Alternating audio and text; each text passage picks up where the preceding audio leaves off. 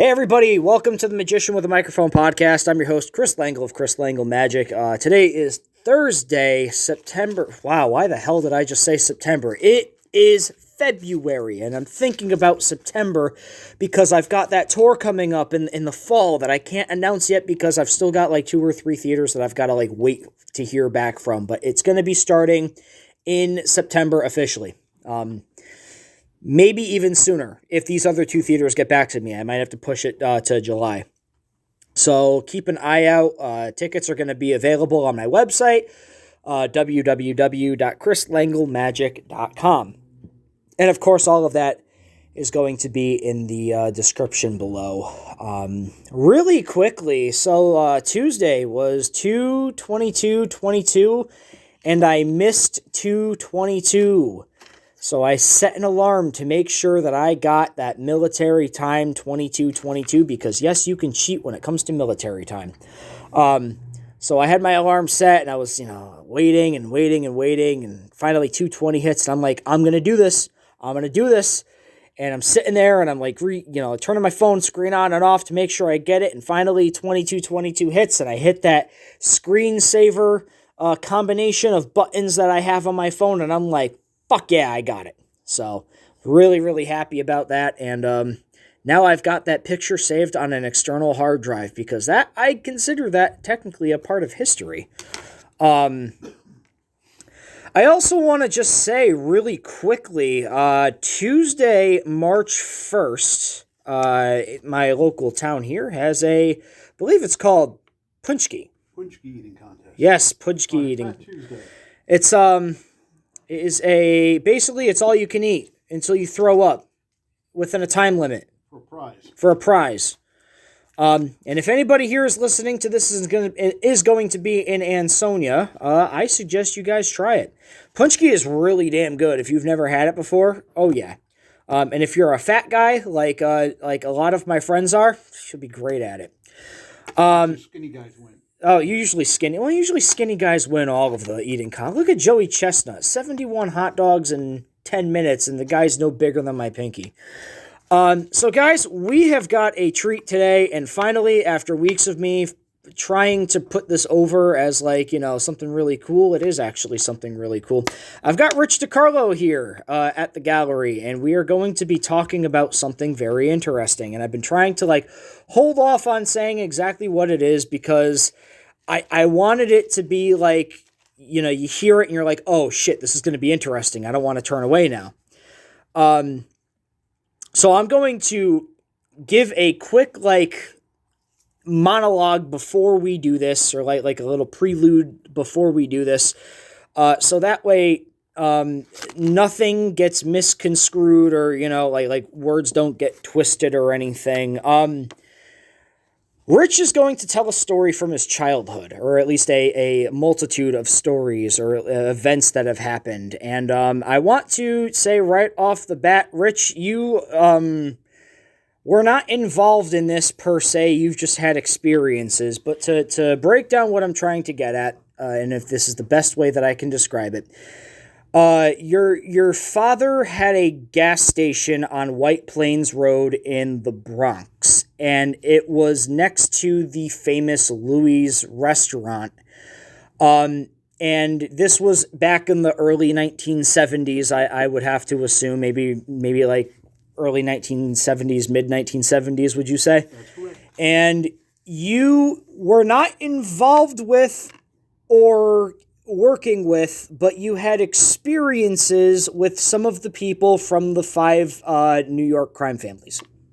Is that a good way to put it? I can't say I didn't. I can't say no. It was happen. It did happen. I just want to say it like that, so that way, if anybody from the town or anybody of authority listens to this, we are saying right now, Rich was not part of the mafia. He just happened to see some people that were a part of it because location, right place at the right time. So here's what I'm going to do. I am going to turn this over to you. I want you as much detail as you are allowed to talk about and that you could, choose to talk about. Start from the beginning. And guys, this is going to be a really cool podcast. So Rich, take it away. Okay, I'll start from the beginning, and just so everybody know, I'm not the mafia. But I do want to say, my start of my family goes back to, I think, 12th century Sicily, the town of Corleone, Sicily. My family owns the land there. My ancestor was what his name was? I forgot the guy's name. His name was Charles of Arignon or something like that. He was from France. He was a despot, ruler of Sicily. So he owned all the land. So you had a feudal system in place where you had the protectorate of the major guy and the little factions and stuff. So anyhow, that's why my association with Corleone is my family is from Corleone. My name, DiCarlo, means of Charles, which is that guy, that despot, wherever he was. Wasn't a very nice guy. Anyhow, that's where my father's side of the family came in. The affiliation with anything mob ties was my great-grandmother married a little man named Tommaso Galliano, who, just happened to head a certain family. He's affiliated with the start of the Lucchese crime family. All right, so there, it's like, uh-oh, they're embedded and stuff like that. No, the family broke off back then in the early days of Sicily with the mafia. The mafia wasn't the mafia, was the La Cosa Nostra. One of us, or you're one of us, so that's how you identified. And that was to fight the fascist regimes in Sicily. So that's what they did. It was basically a protection racket that had to be put in force when you came into the country here, because you were sold kind of into indentured servitude when you came into the country. So you had the mafia, and it came up big. You had some factions go into drugs, some go into money laundering, money stuff. So it split up. That's where you got the 5 families. But my family is in the beginning of it. My father's side of the family controlled the land there. So when they got married, the marriage there it was kind of interesting back then. So you had the land and the power, and all that stuff gets mixed up, and it gets kind of complex there. But anyhow, they all went over to the United States, and they started shipping people through after the World War II. Started shipping people back into the country through South America and stuff like that. The boys in Brazil kind of thing. All that stuff has some truth to it and everything. So I don't know that basic stuff. So anyhow, it comes to me in the Bronx. All right. So we were not allowed to be, being of Sicilian background on both sides of the family, which is you show your provenance, you can participate in the reindeer game, so to speak. That's a good way to put it. My grandfather was the consigliere counselor between the families. Now, can I just add, your grandfather, one of the characters in The Godfather, was very loosely based off of him, He would have been the Robert Duvall thing, the counselor, but he wasn't a counselor like that. He sat there. He was more. There were a couple of counsels in place, and he was the lifestyles counselor, so to speak. Hey, should my daughter get married to this guy, or what do you think? Should I buy this house here? That kind of stuff. He didn't go, hey, should I rub out Vito in the barbershop or something? None of that stuff. Although everybody was required to carry what they call a pea shooter, and my grandfather he still has the pea shooter to this day. Well, I have it. It's in our family possession now. The pea shooter, which is a 22 caliber pistol. Very small pistol, and you carried it on you, and it was, if you were ever called to duty, everybody was a soldier, and if you're ever called into duty, you can take somebody out and done cleanly. You just put the gun up to the head, doesn't make any, like they say, it bounces around in your head, and you just walk away. You never killed anybody. 90% of those guys never had to rub anybody out, so to speak, but it was a power thing. You all had the fight, you all had the front to carry on, and you did your duty when called into action if you had to be. So I never had a pea shooter. I never got that caliber and stuff. So that was stopped on my grandfather. But my grandfather had had a thing with everybody that his son, which was my father, and any ancestors after that, cannot participate in any way, shape, or form in any illegal activities with the mob, and they respected that. Which is kind of interesting. So even though we tried, and it was very influential and stuff like that, they'd realize that, hey, this person said no. My grandfather was known as Red, and we couldn't find him in any things, but he came up as Red. Oh, that's Red. He was a red-haired Sicilian guy, which is an odd thing. So, but it's obviously not that odd now, because all my cousins are red. But it's just at the time, it was a handsome guy with red hair, and they just called him Red. He was a counselor, and he would just be of, like, lifestyle and, like, sort of like, I don't know, like it's just just an advisor. That's all. So he did the advisor to the family. So it came to a meeting, he was there. And they would just point out, what does Red say? Hey, Vito, you parked your Cadillac on so-and-so's lawn and you wrecked this grass. What would you say? Well, move the Cadillac. That's what Red would say. Hey, you go, that was genius. There, thanks, Red. Here's $10,000, whatever. But however that worked. But basically that's the story.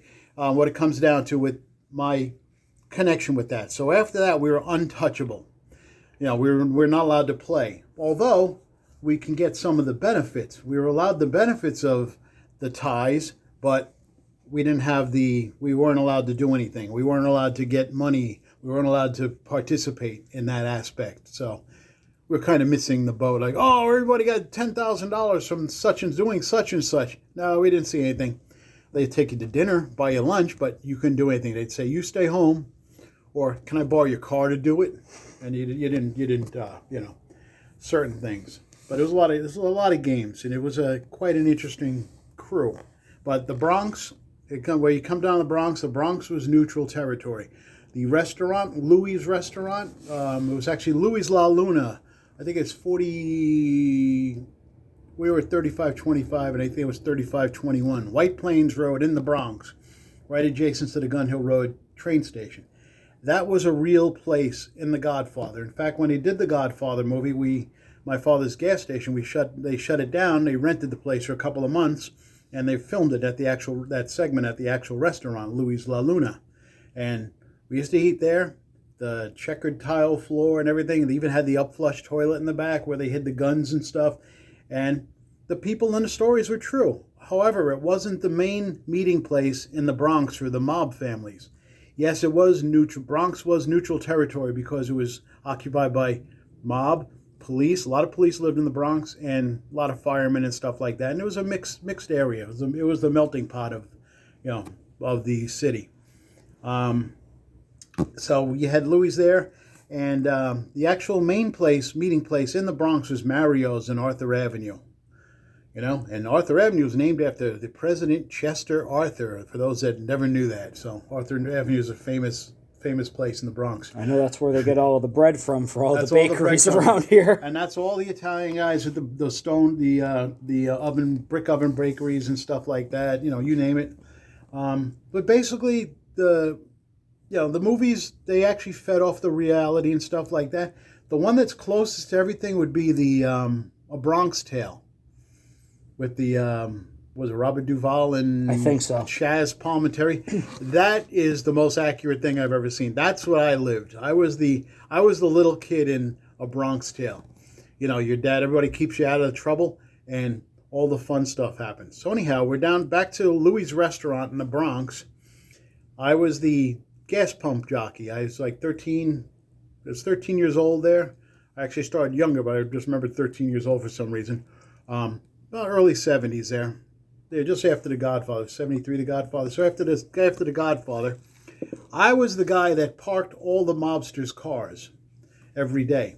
I would sit in the cars, they'd get the cars, and they'd drive their Lincoln Continentals, their Rivieras, their Cadillac Eldorados, and stuff like that. And they'd get out and they'd go, hey, kid, gas it up and park it there and watch it. Watch the car. Keep your eye on it. So they're all worried about their cars. And it took me 20 years to realize that I was the idiot that would start the cars wondering that, if the car was started, was it going to blow up or not. In the umpteen years of parking cars, I never had one blow up. So they weren't going to rub you out. They were never going to rub you out in the Bronx. That was neutral territory, and you had to respect it regardless. So you pulled up the gas pumps, any mobster, I probably gassed up his car. And I got, I had a towel to keep the car clean, and they was hey kid, watch it. And they called me Little Rich because I was little at the time. Now they always had nicknames for people like that, right? Everybody got it. When you were under their thumb, everybody had a nickname. So, funny thing is, a lot of guys named after colors, or actually the color black. Everybody had used their first name or a fictitious first name and the word black, the name Black. So, you had Charlie Black, Joe Black, Larry Black. That's it. That was the guys at a certain level. They had the word or name Black associated with it. They could have been barbers. They could have been, they could have owned hotels. They could have been plasterers. You didn't know, you didn't ask. They'd come in and they would drive the most unassuming cars. And when they'd show up to meetings and stuff, they get the flashy car and the flashy suit out, and it became they were another animal. They go, that's the guy, the plaster guy, who had drove around the 1971 Dodge Dart, and that's all smashed up. Yeah, that's him. So you had to respect these guys, because it's not the mobsters you see today, or you hear about. Oh, there's a guy with the seersucker suit and or the expensive shoes and stuff like that. No, back then it was the most unassuming people that will get you rubbed, make you disappear. And button men. Literally button men, yeah. But each one had their jobs. There's the ones I'm associated was Gaspar Firenza, nice guy, most unassuming guy, plaster. But if you wanted something burned, or so they say, if you wanted something burned, it would happen. So he would. We had an issue where some kids wrote on the wall where we lived, far from the Bronx. We lived far from the Bronx, and someone vandalized our wall and wrote ethnic slurs on there, Italian slurs, on the walls, and we knew who did it, but the police couldn't do anything. Nobody could do anything about it. Gaspar came by and asked who did this, and I told him who the person was. We couldn't really pinpoint exactly where he lived. That night, after we told him, the entire building complex was on fire. And funny thing is, the next day, the kids were all there cleaning the walls on my parents' house. So it's amazing. So that's how things get resolved. It's like, wow, they put the threat out there, and and it's a crazy system, and you didn't think anything of it at the time because it was normal. You thought it was normal. Like, I wouldn't be able to go ice skating because I was Italian in these towns. It's like, really? You didn't hear about this stuff. And it's like things you didn't know. In class, I had to sit out in the hall. I wish I knew about this stuff because I could have sued and owned the schools and stuff like that. But I went to an Irish, basically an Irish school and stuff like that, and I was the Italian kid. Or no, I wasn't even Italian. I was Sicilian. I wasn't even allowed to be Italian. And they made me sit out in the hallway for several months and earn my keep, so to speak. It's like, wow. So the stuff happens. It's just like, it didn't help that your dad drove a black Cadillac, big black 69 Cadillac things. You had lions in front of your house and stuff. That wasn't helpful. But you were still the wop, the guinea, that kind of stuff. And you had no recourse except to accept it or fight back. And you're kind of fun using that power back later on when you found out, hey, I don't have to take this crap. And that's really what it is. It's, hey, I don't take the crap. Look at the power I have, the influence I have over a neighborhood, whatever. And that's what happens and stuff like that. But what do you know? Now that you got the generalized basis behind it, I'm the car parking kid, and at the mafia's car parking kid and stuff like things like that. But the characters and stuff, you can't make this shit up, and it's hard to believe. I mean, we had other affiliates of the family. We had a guy named, I'm not going to mention his last name because I have still have his their families are still watching, even though their grandkids and stuff are now on the thing, and I don't want to mess up their name or divulge anything and stuff like that regarding their names and stuff, like that. You don't want to mess things up or stir the pot, because basically it's forgotten. A lot of stuff is forgotten. You want to just move on. And I would censor it, but I'm too lazy to put a censor in. Yeah. So anyhow, we had a guy named one of our favorite characters was Jimmy the Sniff. Can I just say before this, because this is where it's going to start getting interesting. I have heard this story before. I've only made Rich tell this story like 4 times now. So I'm going to know things that you guys are not going to know. So if you hear me going, then that I know what he's talking about with more context. So continue, Jimmy the Sniff. Okay, this is a good story. Jimmy the Sniff. Okay, well, the family, let me go back to my own family. My own family is divided in half. One half went the bad way and one half went the good way. So you Google my name, there's a certain fella pops up in Buffalo, New York. Yep. And he's like big bad. Okay, so you can use him as you can use him as, let's say, if you want to get back at or scare somebody, use them, because nobody knows who Tommaso Gagliano is unless they're the FBI and stuff. So that's not a big deal. And so we had that thing. So the thing is there. The name is associated with a lot of bad things, but there's a lot of good. So I want the good stuff. I have nothing to do with the bad guys, nor do any affiliates and friends of these families I mentioned have anything to do with them. It was all water under the bridge, so to speak. So anyhow, I was at the where was I? I segued and get myself Jimmy lost. the Sniff. Oh yeah, Jimmy the Sniff. Jimmy the Sniff was one of a very unassuming old man, coming dressed up nicely, had a nice car. You would think of somebody's grandpa. Spoke broken Italian, and Why did they call him Jimmy the Sniff? All right, Jimmy the Sniff, because he would snuff people out, meaning you disappeared. You crossed Jimmy, or somebody crossed somebody, and Jimmy would make you disappear. And so he was a button man. So you want somebody taken care of, that was the guy to come in and get you. And the guy would destroy. He's kind of creepy, but the nicest, unassuming guy. You don't think anything of it. He'd come in. And we had the Spanish mechanics and stuff like that, and they'd sit there. And a good tip is like $5 for doing work on a guy's car. It's a couple of bucks, $3 back then in the 70s. Wow, a guy gave me a $3 tip, great. Or, $5 is a really great tip. Now, this guy would make people do everything on the car, make sure it's good, you keep it clean, blah, blah, blah. And the way he looked in the car and stuff, you'd think, I'm going to get a $5 tip out of that. But when it came down, and the guys would get insulted with this guy's tips, he would give you a quarter. And we used to tell everybody, take the quarter and shut up. Don't say anything. So the guy would come in, he'd press it in the hand. He'd come in, you do work on his car, and he'd press this quarter in there like he's giving you a $100 gold piece. All right? And you took it, and you just said, thank you so much, sir, thank you. And he would go, you never once, don't threaten him, don't call him a cheap bastard and stuff. He'll get insulted, and you don't want to know if he would actually waste some time killing you. You don't know what he'd do. But anyhow, you respected him. But he goes, the understanding was he gave you, it was only a quarter. I did all this work, and the cheap bastard only gave me a quarter. And they totally misunderstood where this guy's coming from. He's old school Italian or old school Sicilian. That quarter was a token. It wasn't the monetary value of it. The thing was a token, whereas that quarter meant you can use a phone anywhere, any pay phone. Use that pay phone and call me.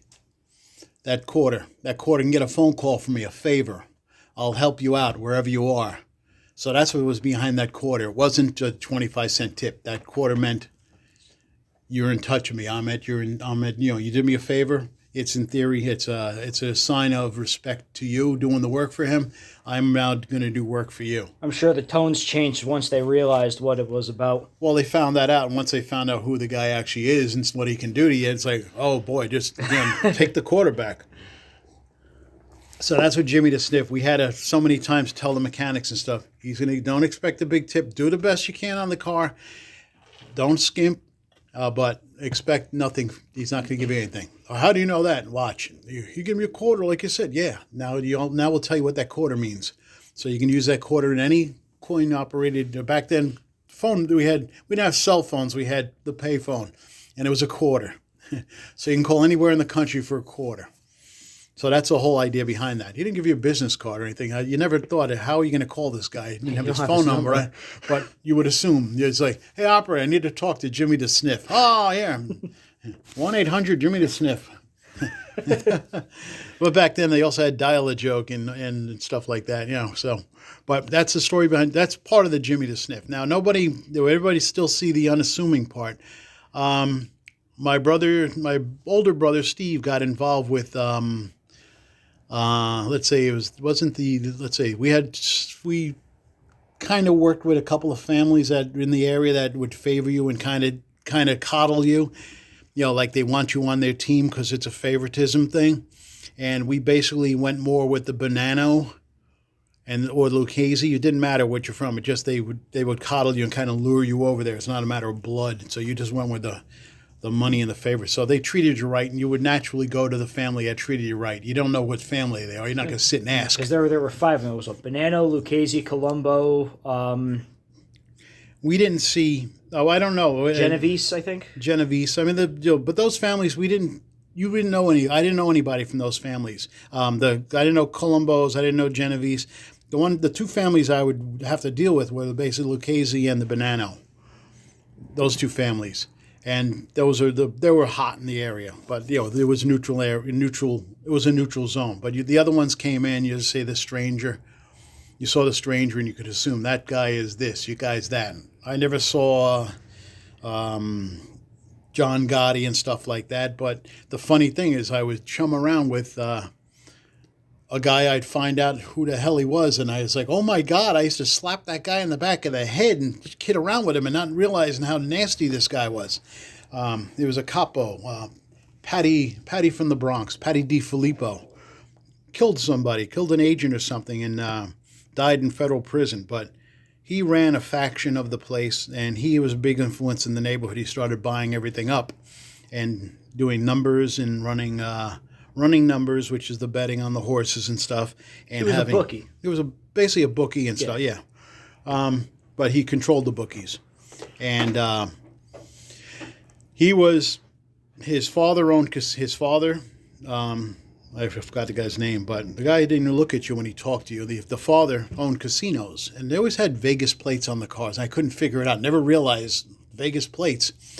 So you'd see the big Lincolns and the Thunderbirds coming with Vegas plates. And what the hell's Las Vegas? You driving here and hang out in the Bronx? He owned casinos. Partners in casinos and stuff.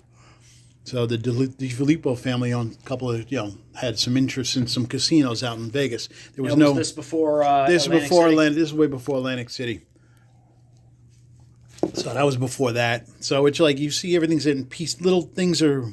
It's kind of a mishmash because I'm not in the works. You're looking at somebody looking in and looking out, and they do tell me stuff. I heard their tales and I've seen this stuff firsthand, and it just.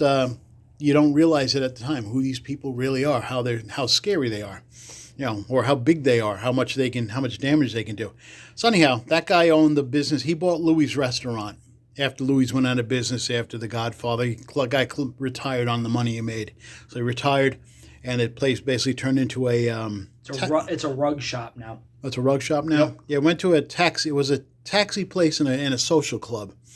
But a taxi place, Trirex Cabs, that was a front to run numbers and stuff. Yep, it is now a rug shop, and where your gas station was... Office building. It's now a doctor's office, yeah. That whole area is gentrified. It's really weird. So anyhow, you have Patty owning the buildings now. Now, the FBI was on to Mr. Patty, Patty from the Bronx, and... we just existed with this guy, and we had, after a while, you grew fond of, you grew a camaraderie with the people. You don't realize, you start seeing past all this stuff. So anyhow, let me get back to you have this guy moving in, and he bought his element in. Patty from the Bronx bought his element in, which is henchmen and stuff like that. They kind of enticed my brother into the sports betting field, which is selling football sheets. They sell football sheets. I don't know if they still do that or anything, but football sheets. And my brother had a client that all of a sudden went in debt $30,000. So they called the debt in. And my brother didn't have that kind of money. And the guy started to threaten the family he was dealing with, wanted the debt taken care of. And he goes, it's not my fault. You got to go after the guy who owes the money. He goes, no, you're the sponsor of this debt. So we're going after you. So they put a hit on my brother out. And they go, oh, my God. So my brother's hiding and stuff like that. And you got little warning stuff. So they were being nice. And, oh, you can't touch me. We didn't know we couldn't be touched anyway at the time. But he was getting threatened. So anyhow, my father had to go, oh, this is not good. So my father had to call in the quarter. So the quarter comes in, except it's my father's godfather. It was Jimmy the Sniff. So he used his quarter and called Jimmy up. Jimmy the Sniff. And then the old man comes in, and he calls a meeting of the neighborhood. And It is called, and somehow every mobster, every cretin known to man comes. They meet in a place called Mapes Lounge. They come out from the shadows. They come to the shadows. You go, oh, I didn't know that guy was. These are all the people they control. All came out and were affiliated with the families and stuff like that. And he called a meeting out, and he sat there, and he called the guy, and this guy Gabe, who was the one who was going to rub who was assigned the rub out for my brother. And my brother wasn't there, of course. So they had Gabe come in. And then Gabe's going, Gabe was saying, they called in the bar, and I got to see this thing. It was pretty cool.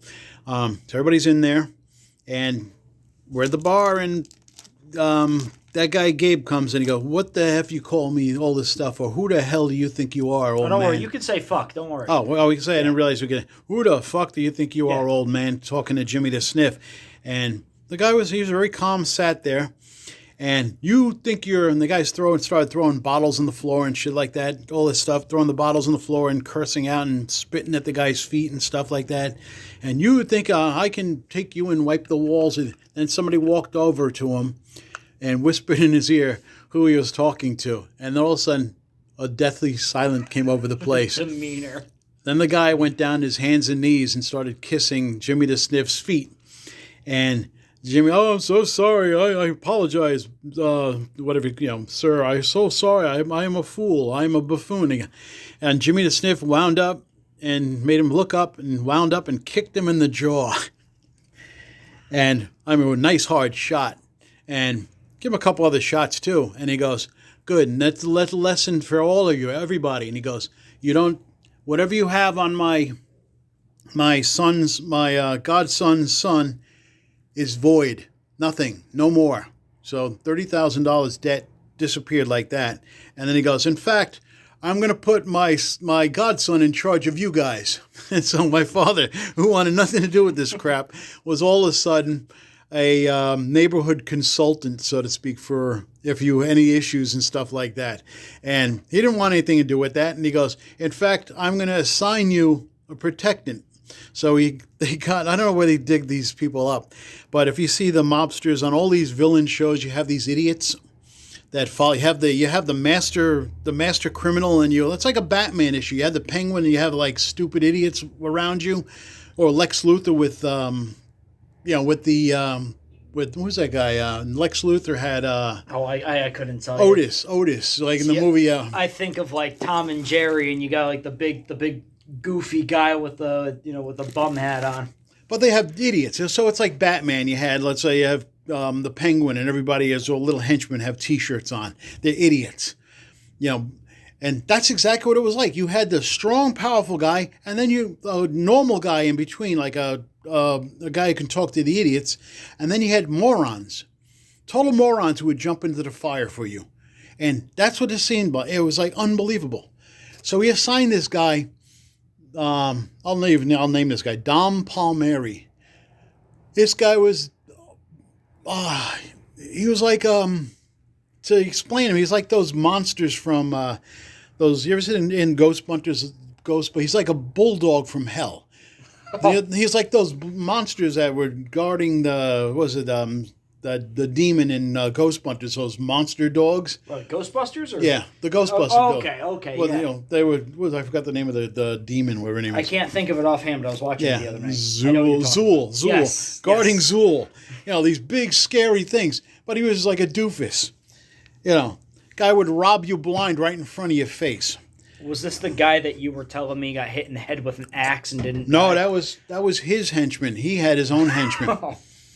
And Dom had his, this guy was assigned to us to protect us, and he was protecting us and robbing us at the same time. So no matter what you had in there, you had things on the shelf. I would go and buy something for my car, and it's on the shelf in my father's business, and all of a sudden it's in the back of his car. What, I found that there, he would say. The hell, you an idiot? That was in my drawer and it has my name on it. I think that's coincidence. But that's what you're dealing with. And then you just take it back. But it was like, wow. Everything would disappear. You'd have something, you put it inside your own business. Somehow he got in the business, and it was in his car or in his house. My father would go to his house for dinner. He'd get invited, reluctantly go, and he would see all this stuff. Hey, remember you're missing this? Remember you're missing that? It's on the shelf in his house.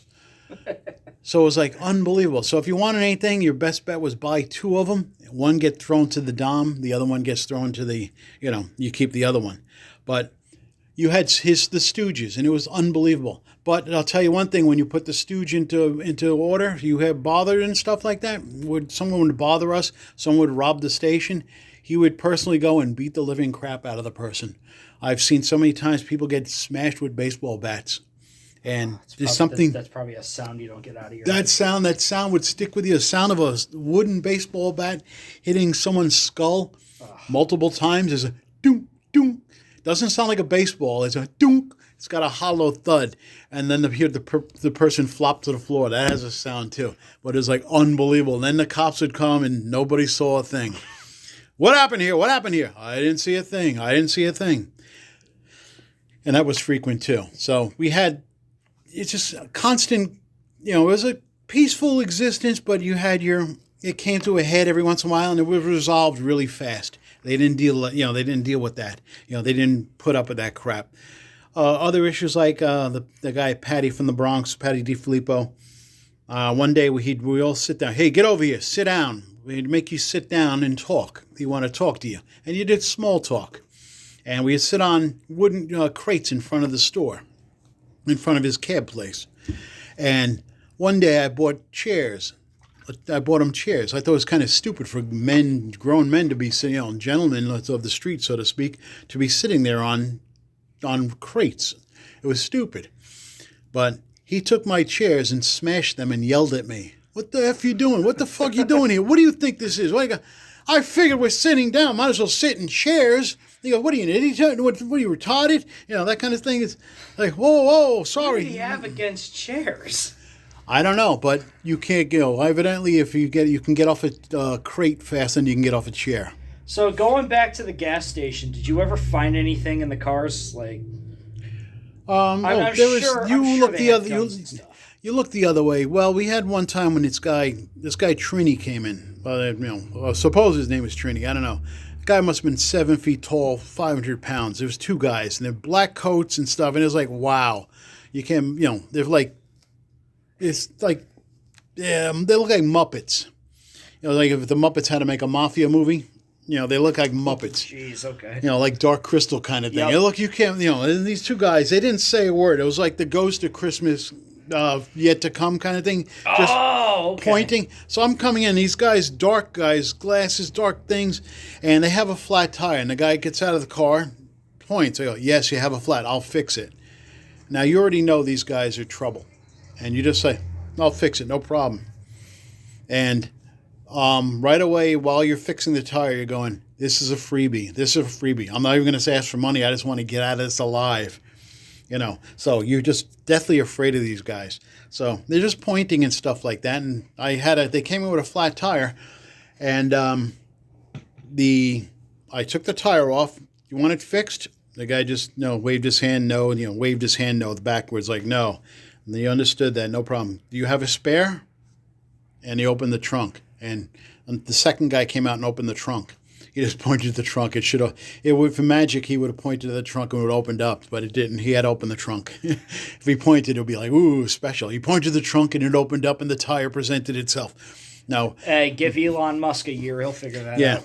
But anyhow, I had to, let me put the spare on because they were in a rush. They were in a hurry. So anyhow, I got the spare. I got this bike. When I went for the spare. But there was two items sitting on top of the spare on blankets that I didn't want to touch. They had two street sweeper machine guns. Now, a street sweeper machine gun was basically, it's a Tommy gun. And it fired, it was called a street sweeper because it fired shotgun shells in unison. So it's not like bullets. Bah, bah, bah, bah, bah. Just picture like bah, bah, bah, bah, bah, with multiple shots. If you have 30 or 40 shots with buckshot or something, or whatever. I don't know what they probably use moose slugs. Who knows? I don't know that I couldn't identify the bullets, but they were known for street sweepers for using the shotgun shells. Buckshot was the most common thing. So anyhow, I go, would you mind moving those aside so I can get your tire? So the guy just moved those aside. I got the spare, put the other tire back in the car, and he shut the trunk. backed away, and it's on me. Have a nice day, gentlemen. And he waited for me to come over here, and he goes, "You didn't see nothing." I go, "I'm blind. Hey, Stevie Wonder over here. I'm blind, and I'm also deaf. I'm everything. And he gave me $50, so I didn't see anything. So I was like, hey, that was good. I didn't see a damn thing.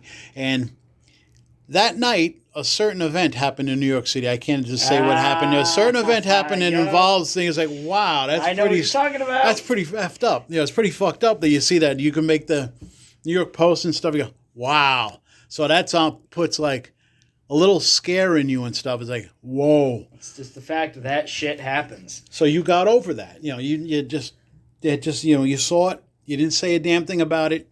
Fine. So you saw that. There was another guy. There's a guy, Johnny Bruno, came in the neighborhood, another family. And Johnny was the people's bookie, so to speak. And he was like friendly. He had barbecues for all the people. And Johnny was making a lot of money and stuff. And I personally hung out with Johnny Bruno. He was, I said his name. If it was his name. Well, didn't you say that he used to have barbecues at the gas station? He had barbecues at the gas station, but you couldn't say anything because he was a mobster. And he goes, they're going to blow the place up. And he goes, don't worry, I have good barbecues. They're not going to blow up things. And it was like so stupid. They tell you not to light a fucking cigarette at the gas station. But that's a mentality you're dealing with. But you didn't say anything. You just keep your fire over there away from the gas pumps, and you have your barbecue, and you have all the neighborhood derelicts and stuff there, and all the people that paid into his pockets and stuff like that. Keep in mind, guys, where this gas station was, it was on a corner, so it's like it was a busy zone. I guess you could say there was room to set up a barbecue. Oh, it was a big. We have a lot of. It wasn't a small gas station. It was big. We had a lot of property. It's an office building now. Yeah. It was a lot of property. I had enough. I could park about maybe 15, 20 cars along the thing. And I was responsible for 15, 20 cars and the mobster cars. Yeah, didn't you rig the back seats too? Well, I'll get into that too. But anyhow, when I used to park back to parking the cars for Louis, and after Louis, I would make $20 a day per car, parking the car, each car.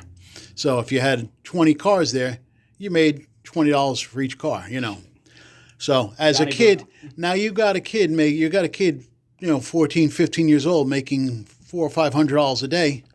This is great, All cash too. That's all cash and unreported. And by the time all this was finished, I had two ammunition bins, the military ammunition bins, loaded with $20 bills, and each one can hold, if you stack solidly, $20 bills on top of each other, fill up thing. Each one held $30,000. Jesus. So that's what kind of money. So when you're like, but it took a while to get that kind of money. I know that, but it's the fact that it's the 70s and you almost got $100,000. It was unbelievable. It was scary. I didn't have to work for years. When it was time to finish school and stuff, I paid for college.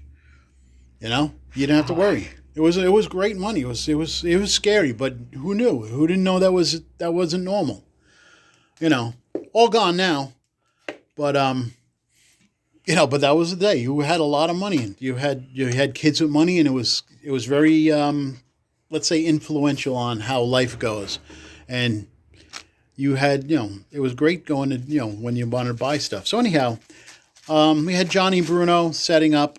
Johnny Bruno was set up to do he had his barbecues and stuff, and then they would question me about it. Every once in a while we get questioned by federal agents and stuff like that. Every time I went into a place, you'd have the agents come to the black car, pull up the Crown Victorias and stuff and everything. What'd they say to you? What do you mean? That guy, what'd he say to you? And I go, he said, how are you doing today? Or, they said they wanted $5, I want, fill it up with gas, or, what's happening over here? And they asked, what are you doing here? And that's, I'll just tell them the same thing back. He never, they didn't tell me secrets, but you knew the secrets. You knew the shit through the hearsay and stuff. So anyhow, Johnny Bruno got too powerful, and that night not that night, but poor guy was set up.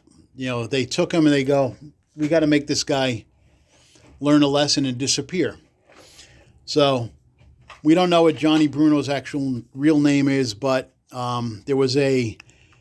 he was called in to help assist with a certain thing they called Jewish Lightning, which was an insurance job on a steakhouse in a neighboring city. And unfortunately, They found two bodies in the insurance job, so to speak. They were all going to make money, a lot of money on it. You know, they get the insurance money for everybody. But unfortunately, one of the unidentified victims was Johnny Bruno, who just happened to disappear. And Johnny said that I had his car when I got his car. You know, I inherited his car and certain things when he left, because I think he knew his way out. Hey, if something happens to me, the car is yours, and whatever's in the trunk. Cool. Huh. You know. So What kind of car it was was a Chrysler New Yorker. Nice car. You know, and it was a gas station. We didn't think anything, and the title, everything was in the glove compartment, so you didn't have a problem. Just sign it over to your own thing. It's hey, great. So I got it myself. You know, he disappeared, and we didn't know what happened to him, and he was no more. So I inherited a nice car, and in the back of the car was bags of quarters. So I inherited 6 or 7 bags of quarters. God knows how many thousands of dollars in quarters there were. But That must have been heavy. they were about, I think it was like $2,500 in each bag, maybe $2,500 to $3,000 in each bag or something like that. But, you know, picture like, you know, umpteen bags of the quarters and stuff, and then you put it in the car, and, you know, you didn't tell anybody you had this money. But anyhow, the poor guy disappeared, and he was no more. And then I had a little hot rod. I had a 71 Dodge, and I didn't want to drive a New York around. I wanted to fix my hot rod up, and I found out the seats for the Chrysler New Yorker fit exactly in my Dodge Demon. And these are velour interior, and all the interior, I was able to alter it so the velour interior fit the inside of my 71 Dodge Demon.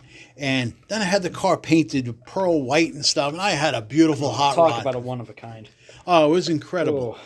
American racing wheels, you name it. Oh, everything under the sun in this car. Because you had a kid with money. That was my first car. So anyhow, first night in the road, my car disappears in front of my house. So somebody followed me home, and they took my car.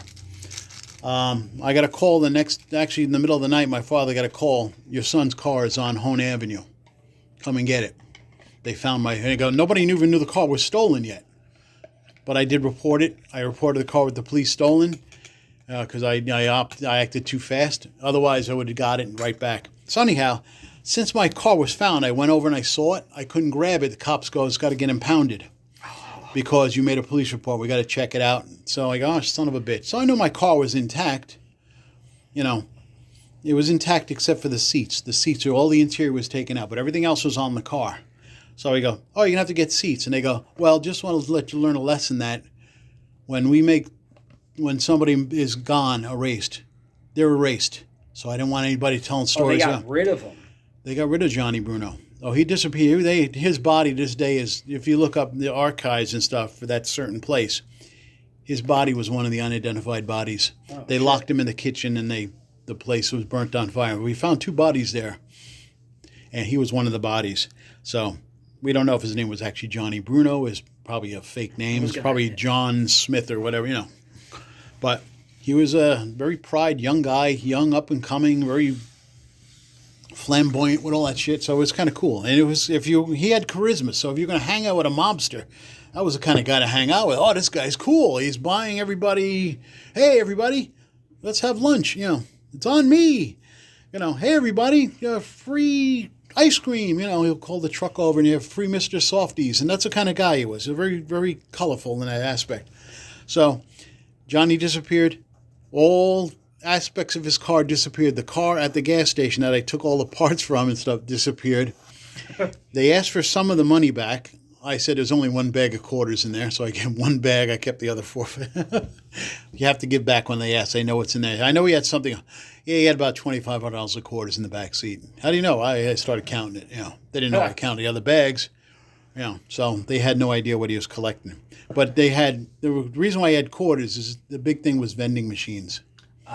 Yeah, they were into vending. So if you had a vending machine in the area, in New York City, if you had a vending machine, they owned you and your vending machine. So that's where the families came in. They make their money from numbers and vending machines. I put a bubblegum machine in the gas station once, and they said, "What the hell are you doing?"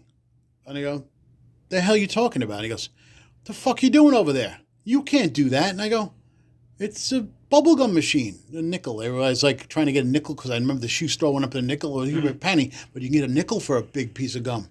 So I got a gumball machine. I put a nickel on it. I'm going to make nickels, man. You know, what the fuck you doing? And this is the Patty from the Bronx company. He goes, what are you talking about? And then I put two and two together and I go, oh, the video games. Oh, it's a vending machine. Oh, so I couldn't do a bubblegum machine in my own property because, you know, I can give you a bubblegum machine and I'll give you a cut of it, but I get the most of it. I go, and you fill it up. I go, but then what's the purpose of having the bubblegum machine? Yeah, exactly. What's the purpose of having a bubblegum machine? All right, have a nice day. So that's what you had to deal with. They got the business was that quarters and stuff. So I got all the quarters from Johnny's machine, car and stuff. His car disappeared. My car disappeared. They took the seats out. And then when I went to get my car, I called up for my car. There's a place in the Bronx, a certain towing place, and it had to go there because it was an impoundment yard, and they had to confiscate the car for the police records until they got cleared, and I can get my car back. So I got I was able to get my car. I contacted about my car, and they go, oh, I'm going to come and drive it. I know it's got no seats. I'm going to bring something I can sit on. He goes, oh, you need a tow truck to get rid of it. I go, what do you mean? He goes, everything's gone. What do you mean? Engine's gone. The wheels are gone. I go, no, you don't understand. I saw the car. And he goes, oh, it must have happened everywhere. No, I saw it go on the truck and carried away. It was fine. It was drivable. And they denied that. So I was like, oh, shit, I got a shell of a car, you bastards. And and it's like, then all of a sudden, without me even looking into that, my pals, my fair weather friends came out and they go like this. He goes, we're going to talk to them. What do you mean? He goes, we know you're upset. And they go, we're going to talk to them. So what they did was they went back and somebody talked to them and all the stuff was put back in my car. Yeah, quote unquote. Talk to them, yeah. But I'm going home one night and my car needed repairs. I had to get seats and everything. And what you do is you order to get seats in the car. You put a call out into the wind. I need Camaro bucket seats. I want to put Camaro seats in the car now. And they would send a guy over to you. You just call out into the wilderness and they would have a guy who would come to you and say, what do you need? And it was free of charge for me, of course, but you had to take what they get. And I felt sorry for people because if they didn't get what you wanted, I needed black bucket seats. And the idiot would go on this guy, Monk. They'd send the monk. The monk would come out and the monk would go, hey, they said you need seats. What do you need? I like black bucket seats for my car, for Camaro. And the next day I'd have two black, in theory I'd have two black bucket seats. But no, I had two red bucket seats. I go, can't use red. I needed black bucket seats. You would get the wrong ones. Well, that's what you did. And he goes, well, I got your red. I go, well, I wanted black. And so he'd go out and rob. Then he'd come back with green ones. I go, what the fuck did you get green? Who's got a green interior on their Camaro? So he started robbing all these seats and got me every color except for the black. I go, forget it. I feel sorry for these people. It's like a crime spree I'm starting because I want. So I said, don't worry, I'm going to spray paint them. I sprayed them black. The brown seats black or the green seats black. I forgot which ones. But I had all these other seats I had to get rid of. But you had no choice. You put the call out. And that's what you get. We're going to serve you. And it's like having a genie. That's what it is. It was like having a bad genie, So I Dream a Genie. There you go. Remember the show I Dream a Genie? I wish for, yeah, you got it. But I go, oh, I don't want that. I wanted this. You go, oh, okay. It's like if you had that joke of, you had I wish for, hey, what do you wish for? I wish for a little head. And, you're thinking you want a BJ or something, and I go, and you get a tiny head. They give you, your head shrunk. Yep. It's like, no, you don't understand. That's what you're dealing with. I want a 12-inch dick, and all of a sudden you have a huge lighter. Yeah, but it's just the stupidity. That's where the morons came in. Didn't you try cutting the brakes on one of them?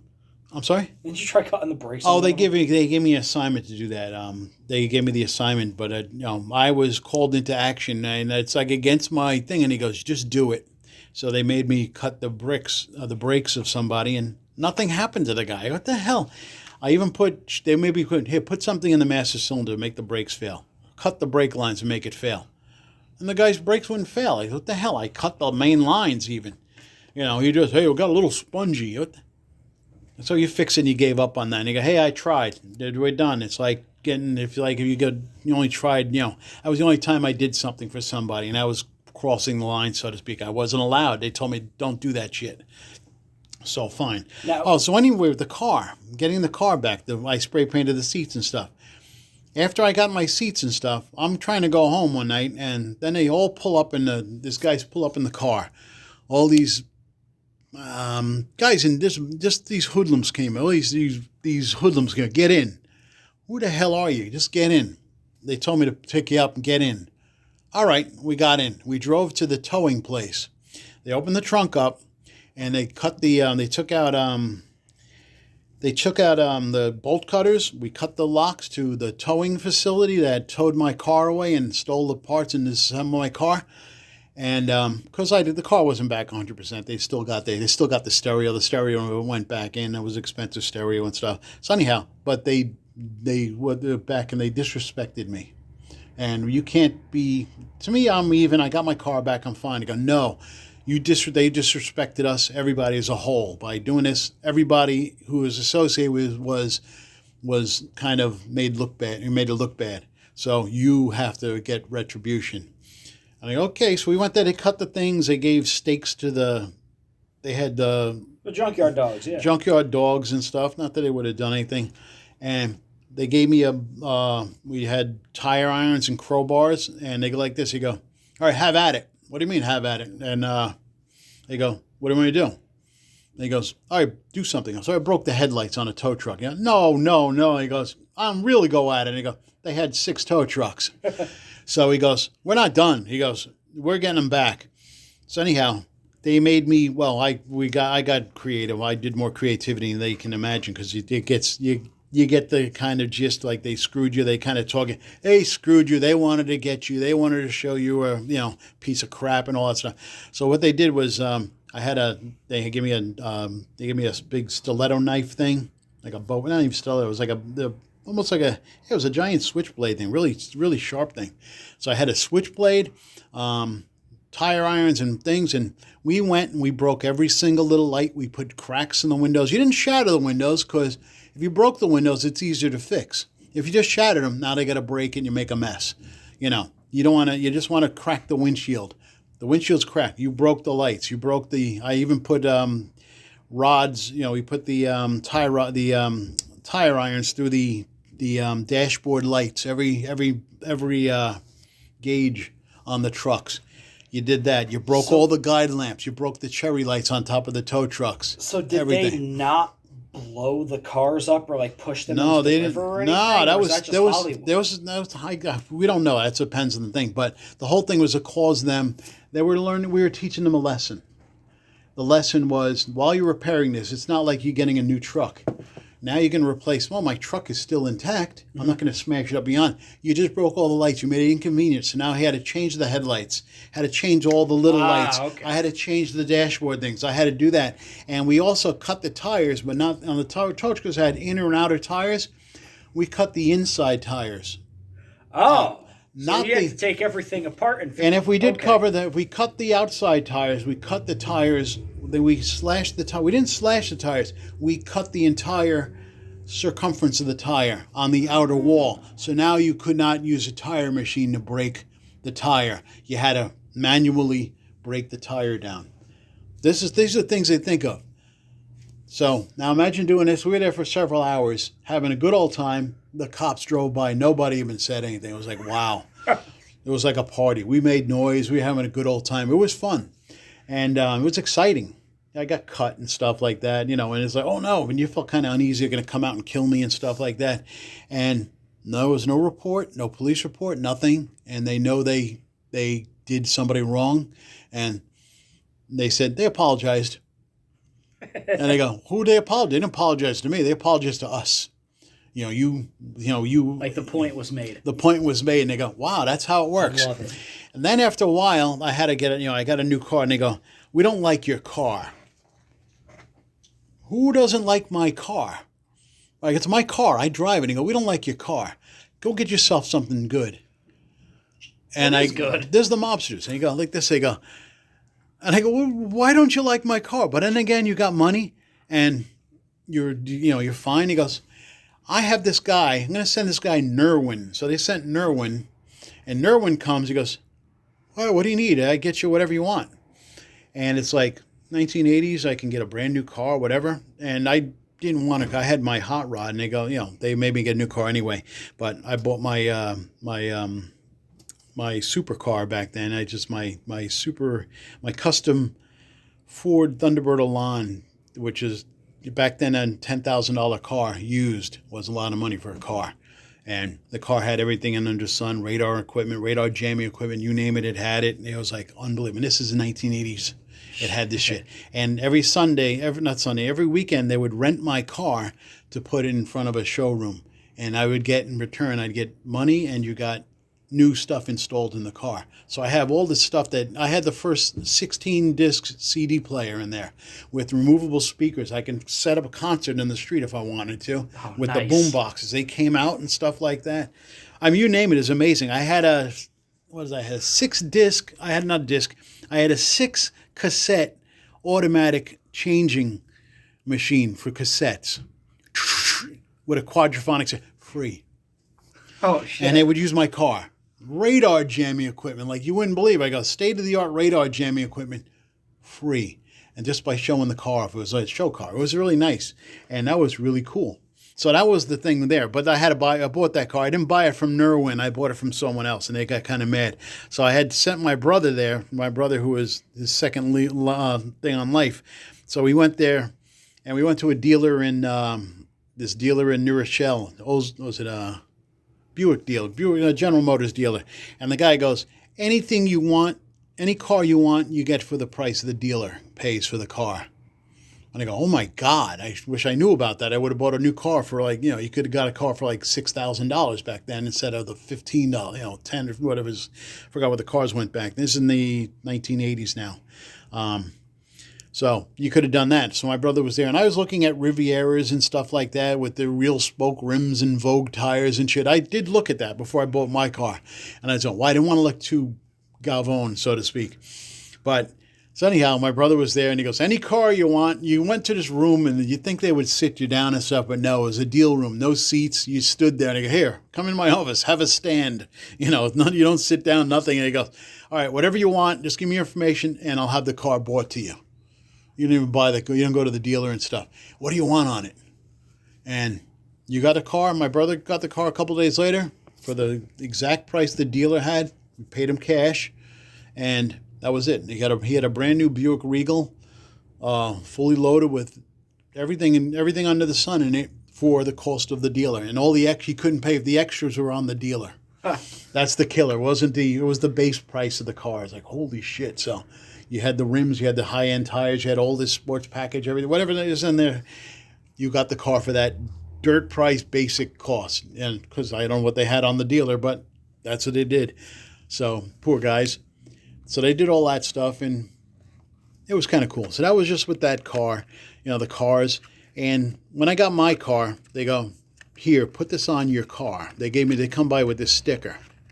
Now, this is the family guys. The family guys come into the picture. So my family guys come in and out of the picture. Not Peter Griffin, by the way, guys. Yeah, not that guy. So you had the DiCarlo faction come in. These guys come in, and they go, put this on your car. I mean, it was a Corleone soccer sticker. The ugliest goddamn sticker you'd ever want to see. It's a big thing. It was like, it was like a good 10-inch sticker on the back window. I go, oh, this is so stupid. I don't want this on my... Just put it on your car. Why? It's the most stupid sticker. And amazing the magic powers of that sticker. I didn't realize what the hell that thing had. I had free parking any garage in New York City. I had valet parking at Yankee Stadium.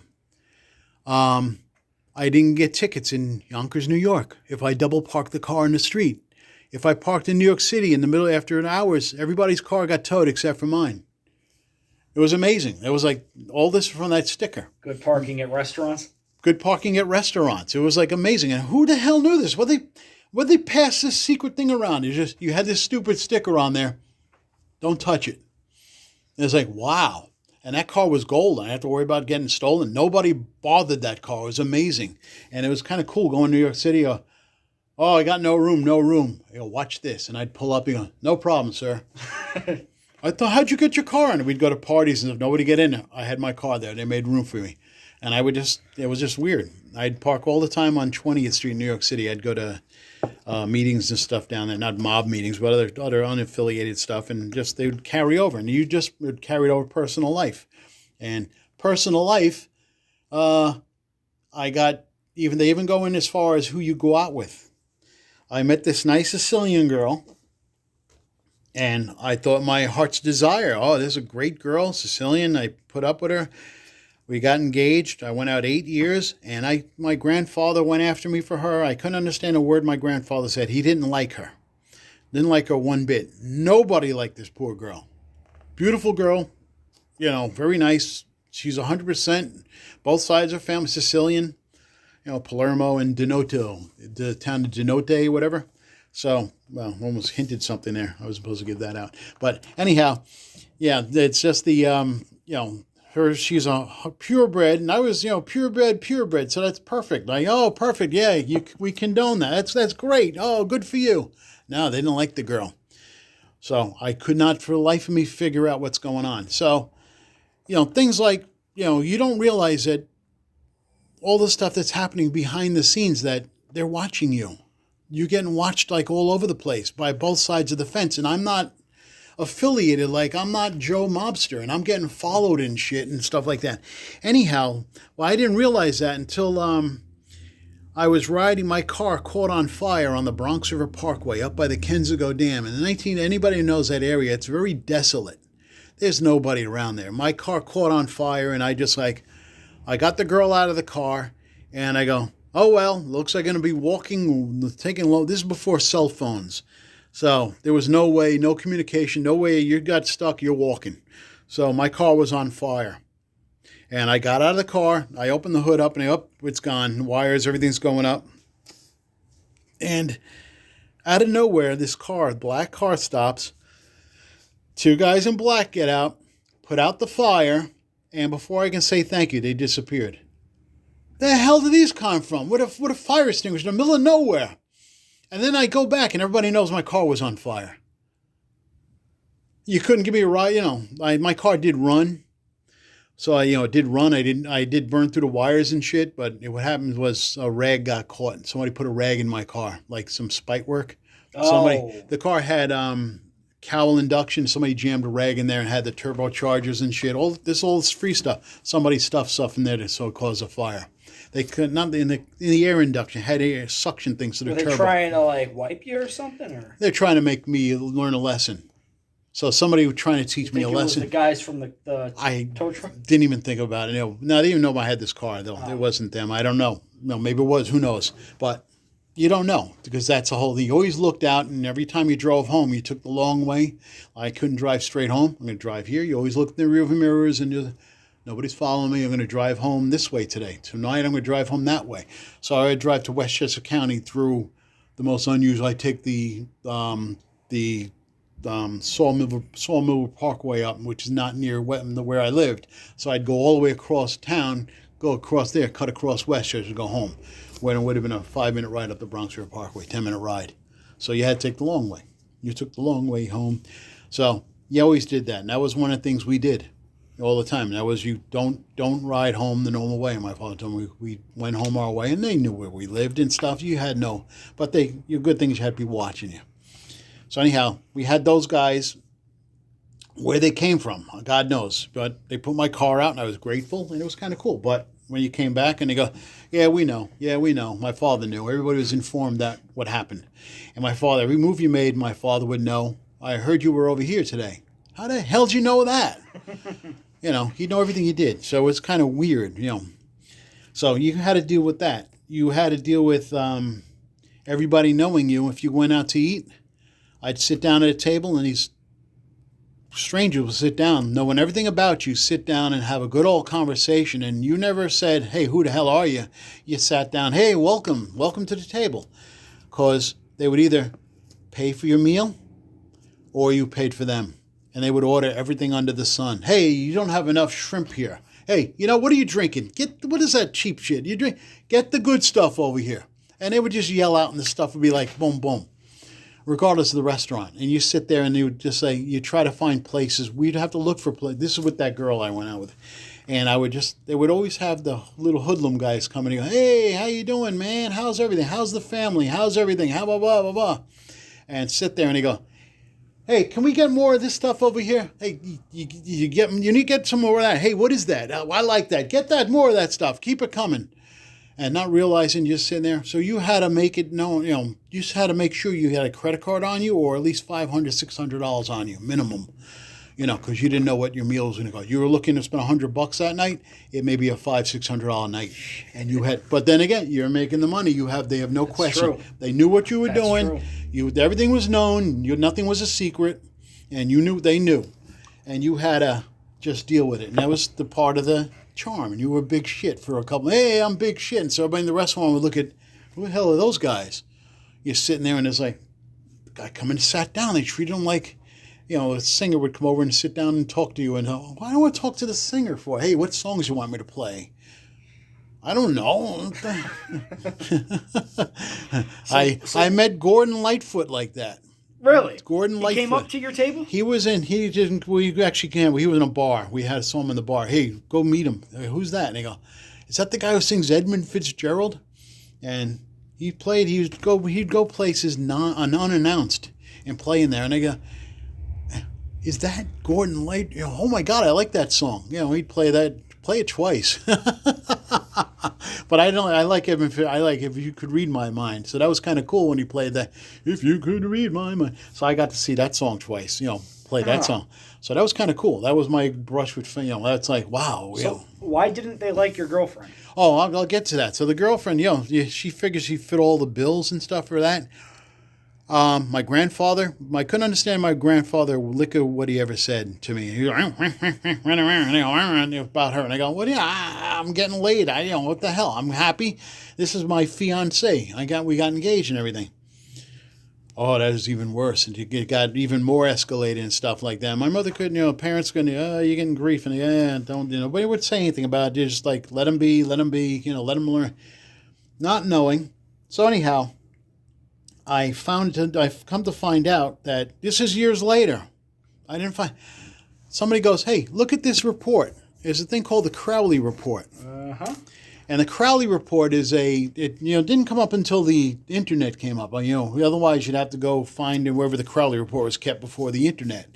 And the Crowley Report is a CIA document, a list on the internet. You can Google that, just dial up the Crowley Report. And what the Crowley Report is, it's a list of all the mob informants. And it turned out that basically like the witness protection guys and all that, or well, I don't know if it was published. I don't know how that worked, but it was a list of it was. I couldn't tell you, but it was all the snitches, all the people, the snitches and stuff like that, and they were listed with their names and addresses. And her dad was on the fucking list. Oh, shit. I go, son of a bitch. And I go, really? If you told me like that, I would have stayed right away and, all right, I'm done. But the heat got on so much we broke the engagement off because there's so much heat and aggravation and stuff. And the last resort was we fought over the ring. She wanted the ring back. I got a deal on the ring. So it was a really good ring. And it was one of those rings like, here, go talk to this guy. We'll get you a ring.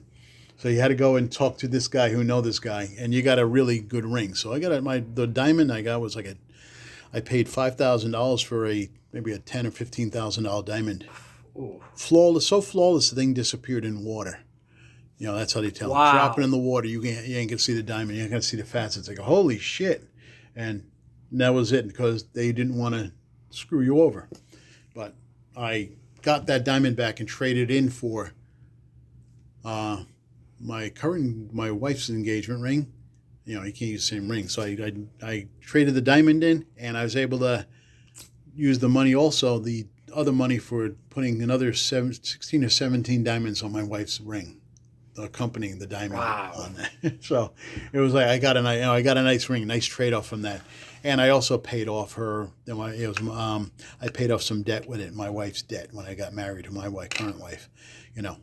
My wife. So I paid off debt with the money from that. It was like amazing. It just, was your wife aware of like the life that you had? Because like you look in the scene like in Goodfellas where they're getting married and you get the white envelopes and she knew because you had to explain something. It's like oh my God! We remember the wedding night. We had the wedding in a nice steakhouse in Greenwich back then. Beautiful wedding, fantastic wedding, great thing. Everything was great. Paid cash for it. I still had to use the money I had the money in the boxes from that, and the money goes along. It was a lot of money. We spent a lot of money on everything. I got a deal on the wedding and stuff, knowing the people. Hey, you got a deal here. So the affiliation and let's say the camaraderie and the knowing these people goes a long way. So it does pay off. And I think I'm still owed one burnout. I can have one house burnt down of choice while the guy's still alive. So Gaspard Fiorenza. He's still alive. Because we owe my family, he owes my family a favor. So the family, because my father. How old would he be now? He is now 80, high 80s. He owns hotels and stuff like that. Nice guy. He's, nice guy. Not going to. But the funny thing is, I talked to my mother the other day, and it ends up that the mob accountants are doing my mother's accounting for her taxes. I go, who's doing your tax? So-and-so. Is that person? Yeah. Oh, I see. You never get away from it. It's still there. So I kind of moved up here to get away from that shit, and it's all over. They're all over the place, but it's not like you think. It's not the glam. It's those guys who are looking over the top. The guys that where everything's over the top. This shark skin, the shiny suits, and the flashy car, and the jewelry and stuff. They may be affiliated and stuff, but that's not what those aren't the real guys. Those are the guys you got to be afraid. Those are the secondary guys. It was the most unassuming guys. It's that person with the double lifestyle, or the guy that doesn't seem to have the means of financial support. And I was one of those guys. I didn't work for several years, and I was able to go out to dinner. I went out to dinner 4 or 5 times a week. We went out, and I was sure it used to be 300 and something pounds after a while. It's like, that's what you did. You went out and eat. We didn't care. What were some funny things that you saw? Well, the funny, stupid. I remember you telling a story about how you faked a bug in somebody's car. Oh, geez. On Sunday mornings was like Mob Central. I got to ran the gas station, and I got to keep, that was my pay, was keeping all the money we'd make on a day.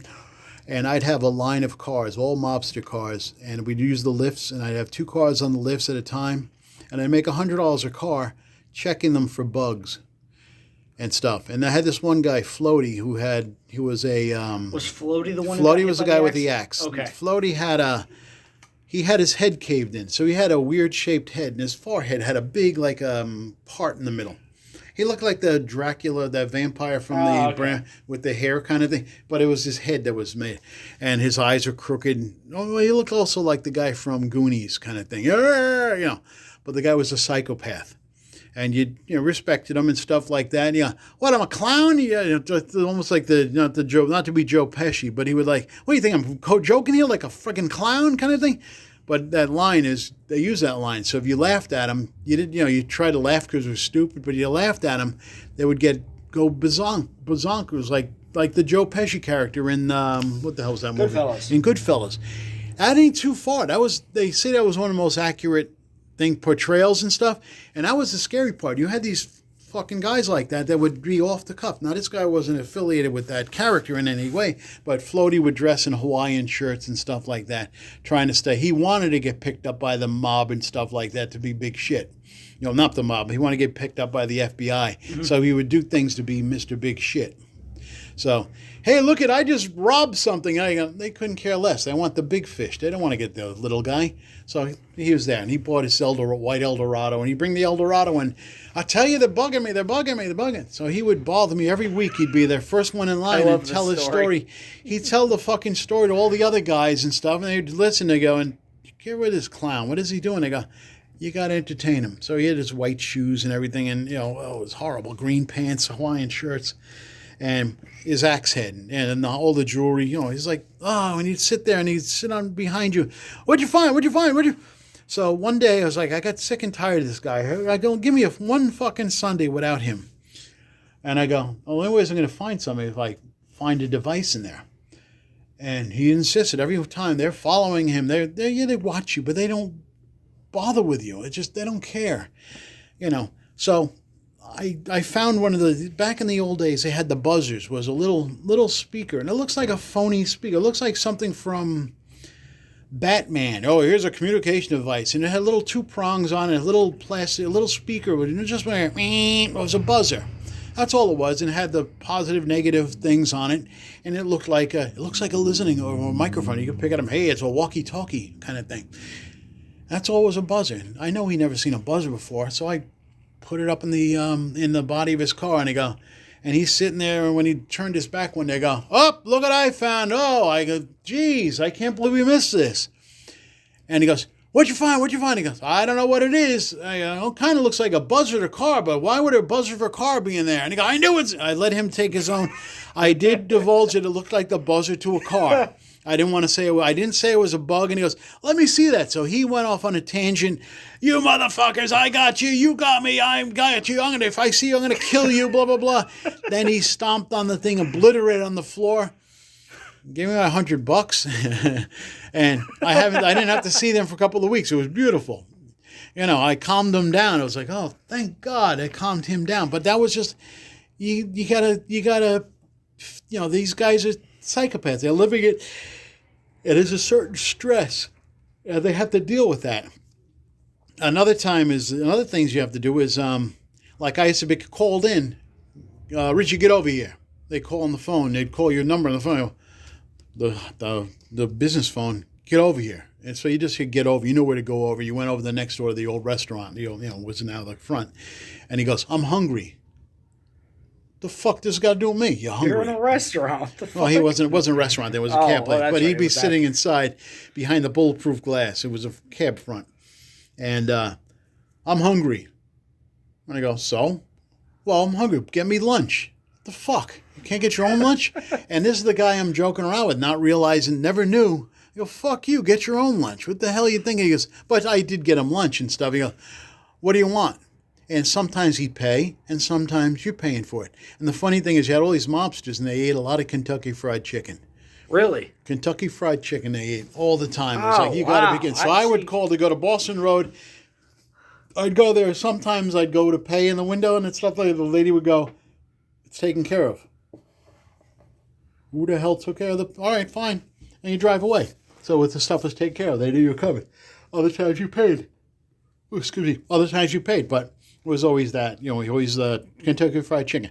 Other times you'd have to go on these back streets, and there was a guy who made lunch for you. Go see Big Jojo or something, and Jojo would have this little hidden deli with the hot tables and stuff behind the glass and shit. Little dingy fucking place.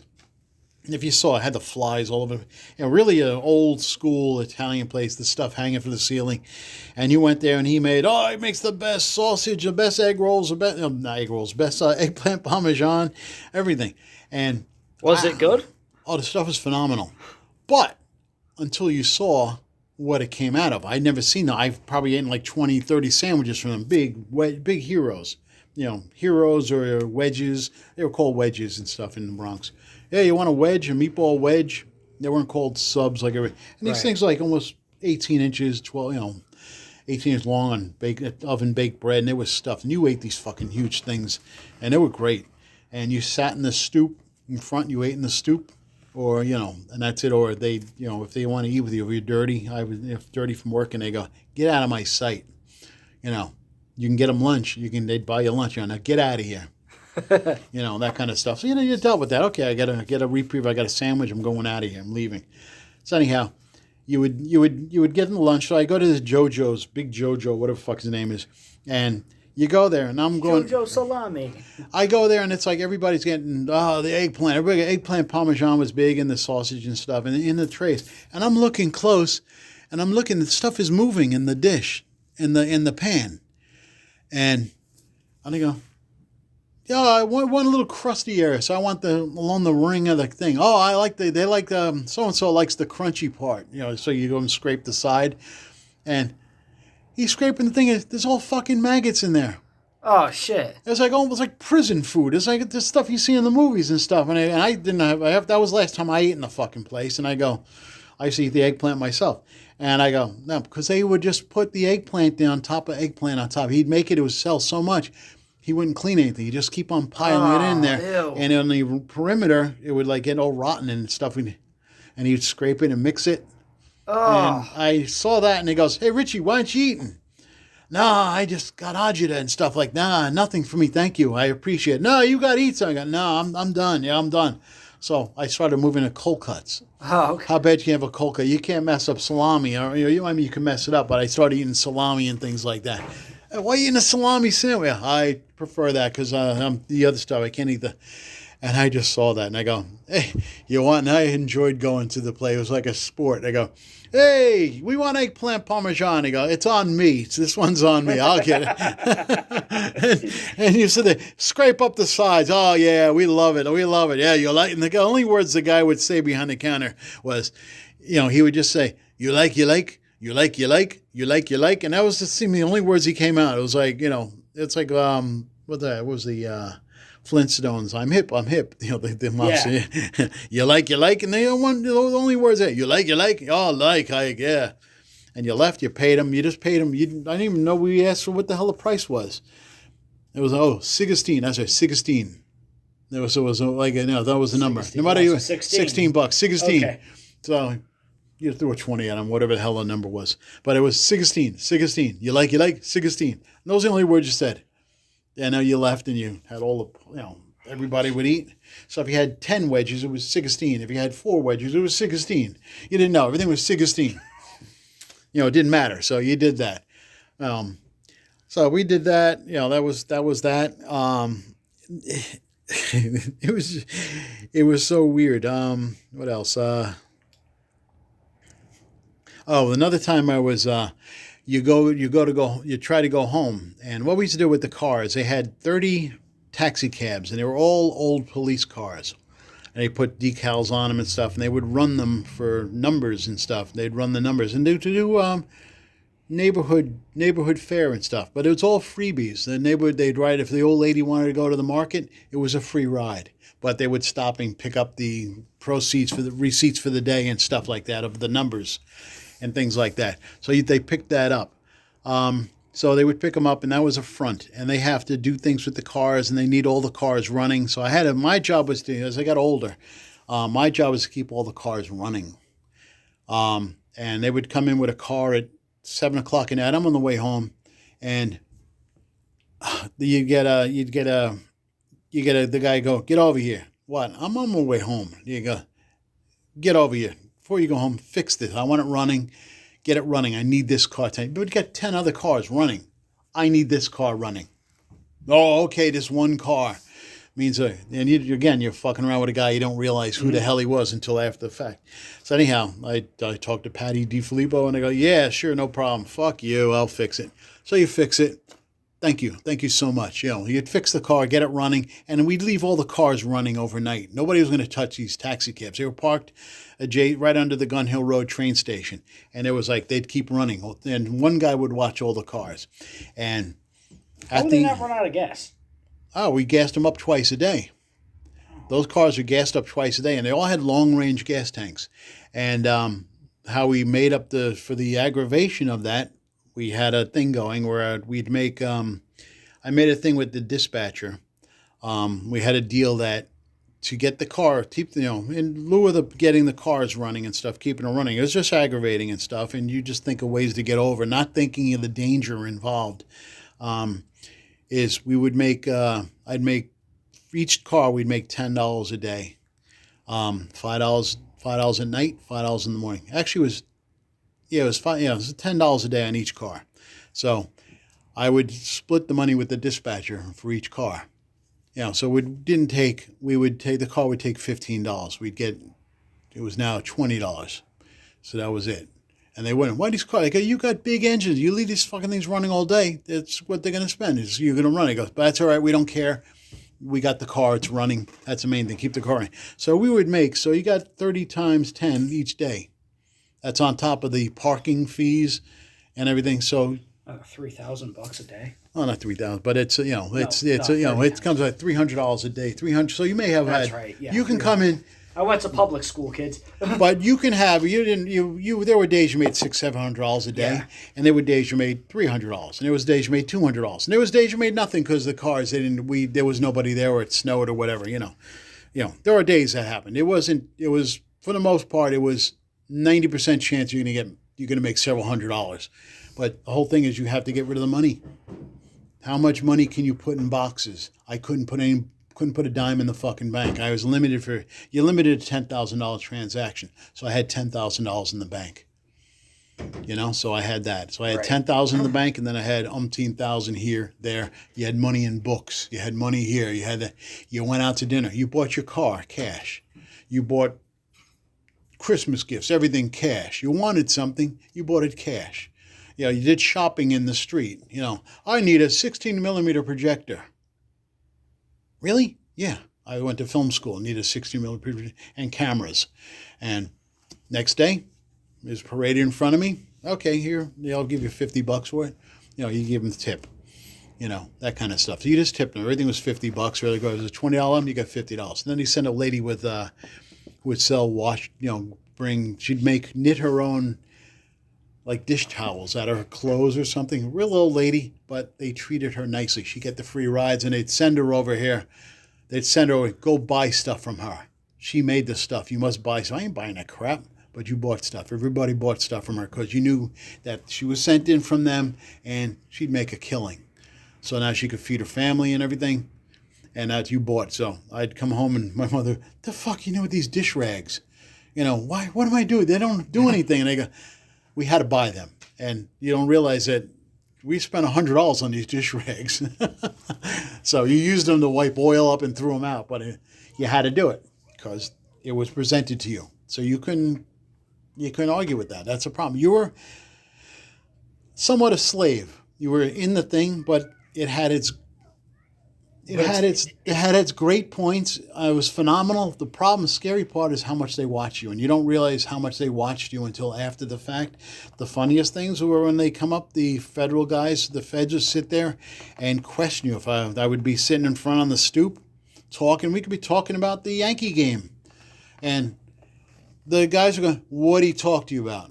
We talked about the weather, the fat guy on the floor dead under the thing over there. We talked about the black guy over here, and this guy over. We had very derogatory stuff. We talked about anything. We talked about that guy. We talked about the guy with the limp. No, you didn't. Why don't you bug us? Why don't you listen to what we're talking about? If you get that much, I'm sure they had listening things at the time. Sure. But they did. Because I recently got done watching something called Fear City, and it's about how the FBI and the authority took down the 5 families. Oh. And they would bug all of their phones and stuff. Interesting. And I guess they started talking about how like one of I think it was the leader of the Colombo family got whacked out of nowhere. Oh, nice. So so with all of that, which we're almost on an hour and a half here. Wow. And I'm like entertained as all hell. Like, you guys can't see it, but I've just been sitting here with a huge smile on my face. The stuff is real. That's all I can say. It was, and if anybody boasts about this crap, it's not. Right. It doesn't. But all my stuff could be. It's all. How did you end up getting? I'm not gonna say getting out of it, but how did you get away from it? You don't get away from it. It changes. It transforms, or let's say metamorphosizes into something else. The good overtakes the bad. The bad get put away, like Patty DiFilippo. He's the main guy I hung around with, and I didn't know he was a capo for the Bonanno family.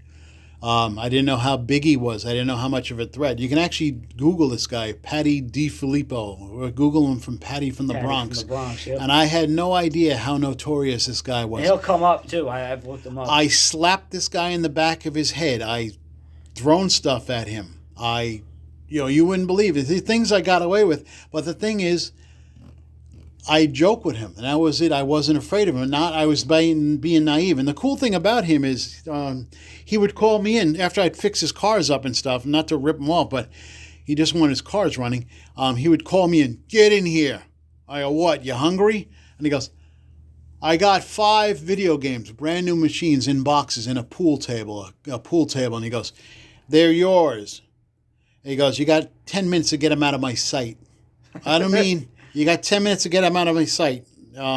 Otherwise, you don't get them. And it's like, holy shit, you don't stick around. Out now. Tick tock, tick tock. Get them out. So he goes, I want them out of my sight. And he goes, I don't want them in the gas station. I want them out of here.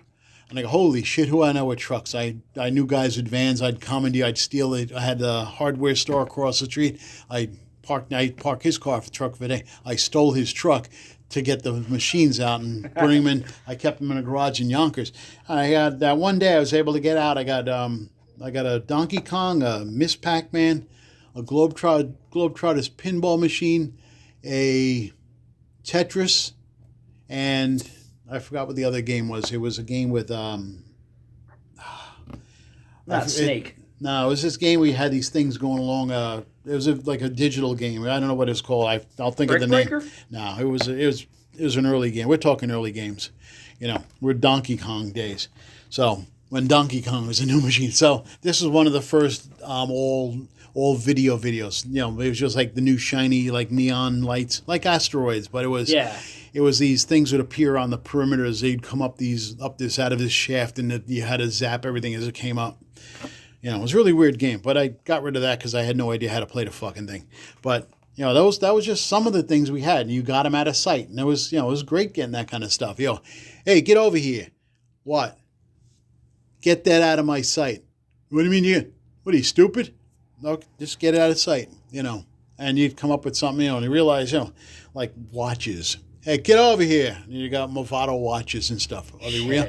I got a Longines watch once, a nice Longines in the commercial. Gee, I always wanted a Longines, but I took a bunch of them. They're all fake. They weren't real. It was like Any son Rolexes?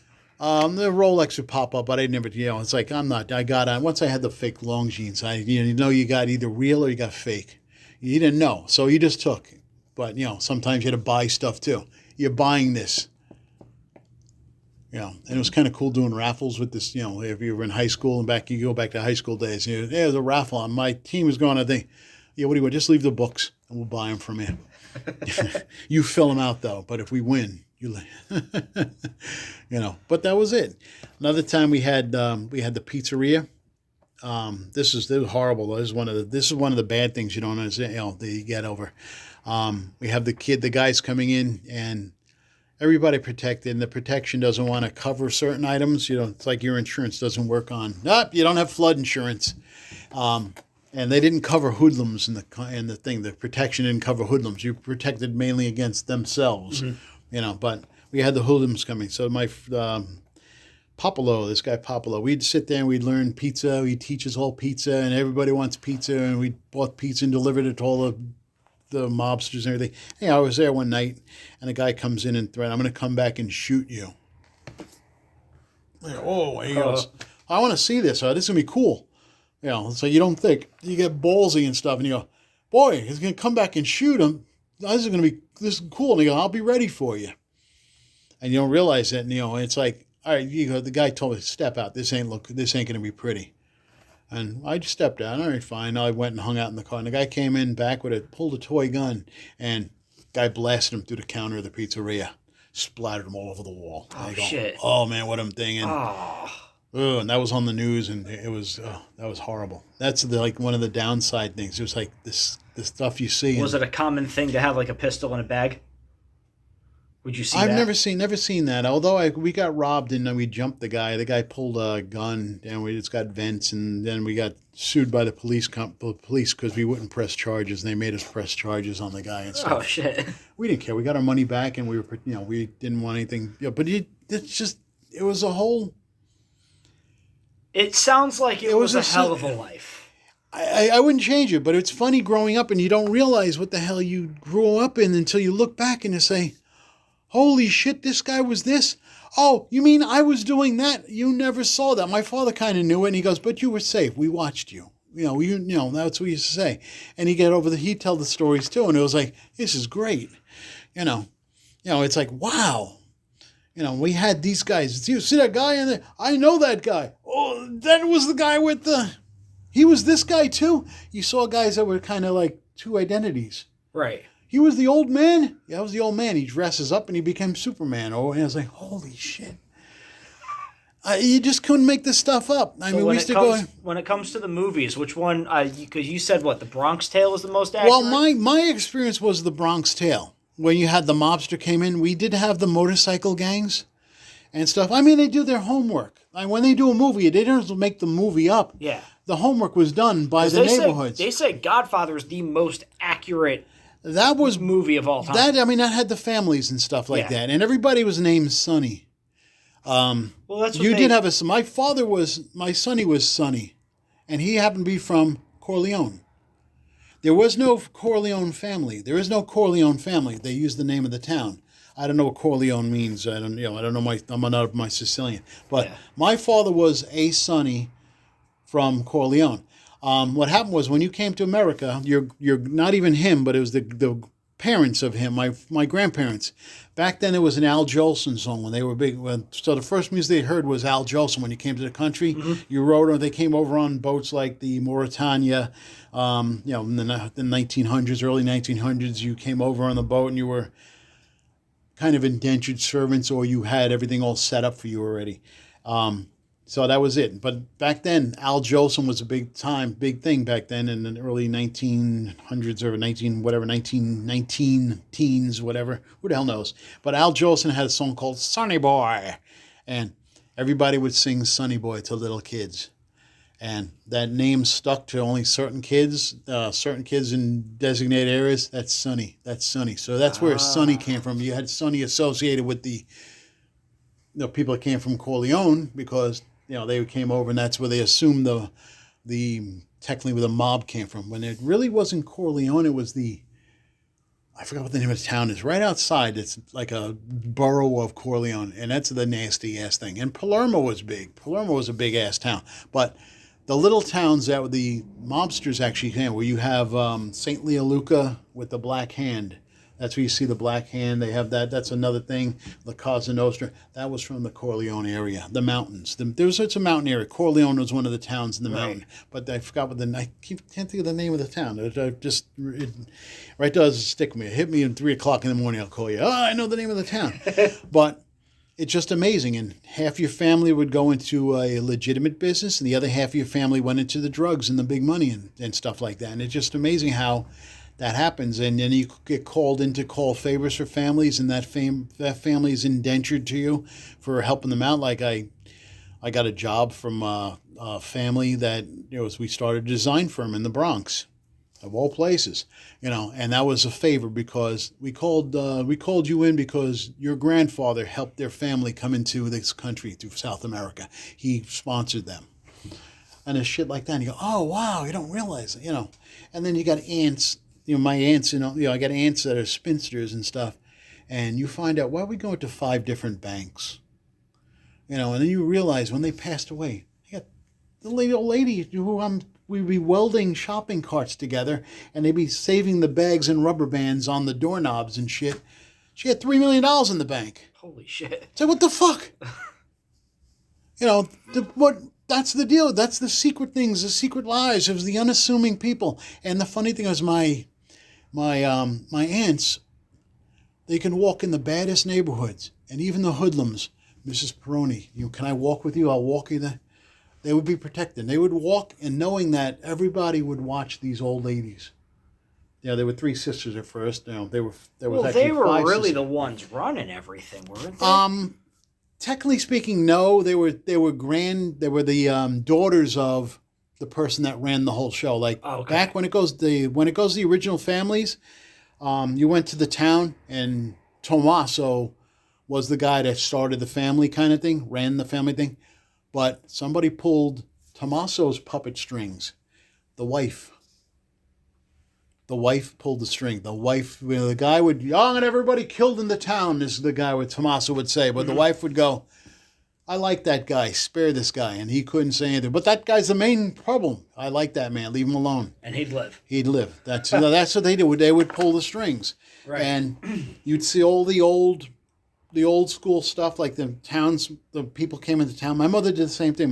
They went to visit the town, and my father's cousin was the mayor of Corleone, and my father went there, and he went to look at his property. We own property in the mountains there and stuff like that. It's all for wine, vineyards and stuff. And that comes from in the beginning of the story, the despot who owned the lands. So everybody has pieces of land with their name on it. All the families have. Here's your piece of land, but it's landlocked. You can't get there. And they'll build around it or use it. And hey, you're never going to see it. I want to see my land. I own 2 acres. Where's my land? Oh, we didn't think you'd ever come here. There you go. It's over there. You can use my land. That's right. Or here, give me money to use my land. You just took it. Here, take it. We don't give a shit. So is the land still in your family? I couldn't tell you. I'll find out one day. Hey, come over. And if I go there, hey, see that piece with that's yours. See that tree? Yep. Yeah. But they built hotels. It's a vineyards and stuff like that. So you got part of. And if I wanted to participate in the wine business, you can participate in the wine business. But that's a whole nother story. I started with the wine business. I got involved with the family and stuff, and I'd have to go down to, all right, good. You're in America. You're going to go and sign in for the shipping containers at the airport, and they would lose entire shipments of my family's wine. And how the hell you lose that? And I just explained. They go, oh, okay, we know now. We have to pay so and so off to get the wine in. That kind of stuff. So that's where it comes into. And I'm at the airport there. Somebody cuts my water hoses on my car. You son of a bitches. It's like, really? I go, I'm just trying to get this. I don't know who you are and what you're fighting for and stuff like that. So who knows if it's my family or someone else's family doing this shit?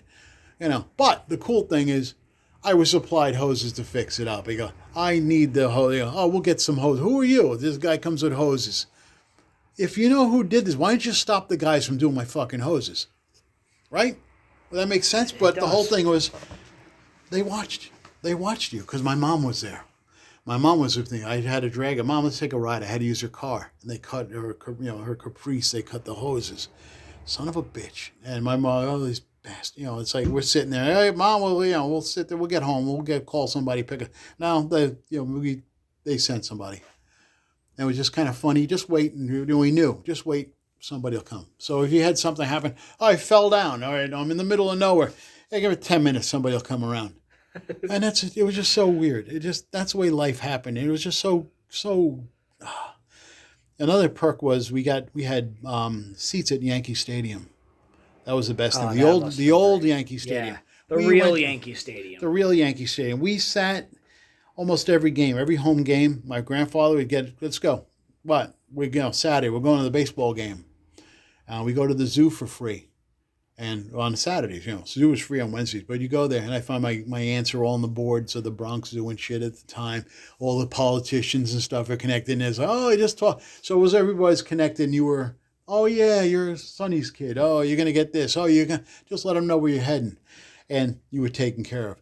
And same thing with Yankee game. We had tickets, not tickets. We just go to the Yankee game. Go there, and you show up, and they go, okay, go to this gate, and just say, we talked to a dugout guy, the visitor's dugout guy. He was our connection, so to speak, and he would go. We sat for many years with this woman, this African American woman.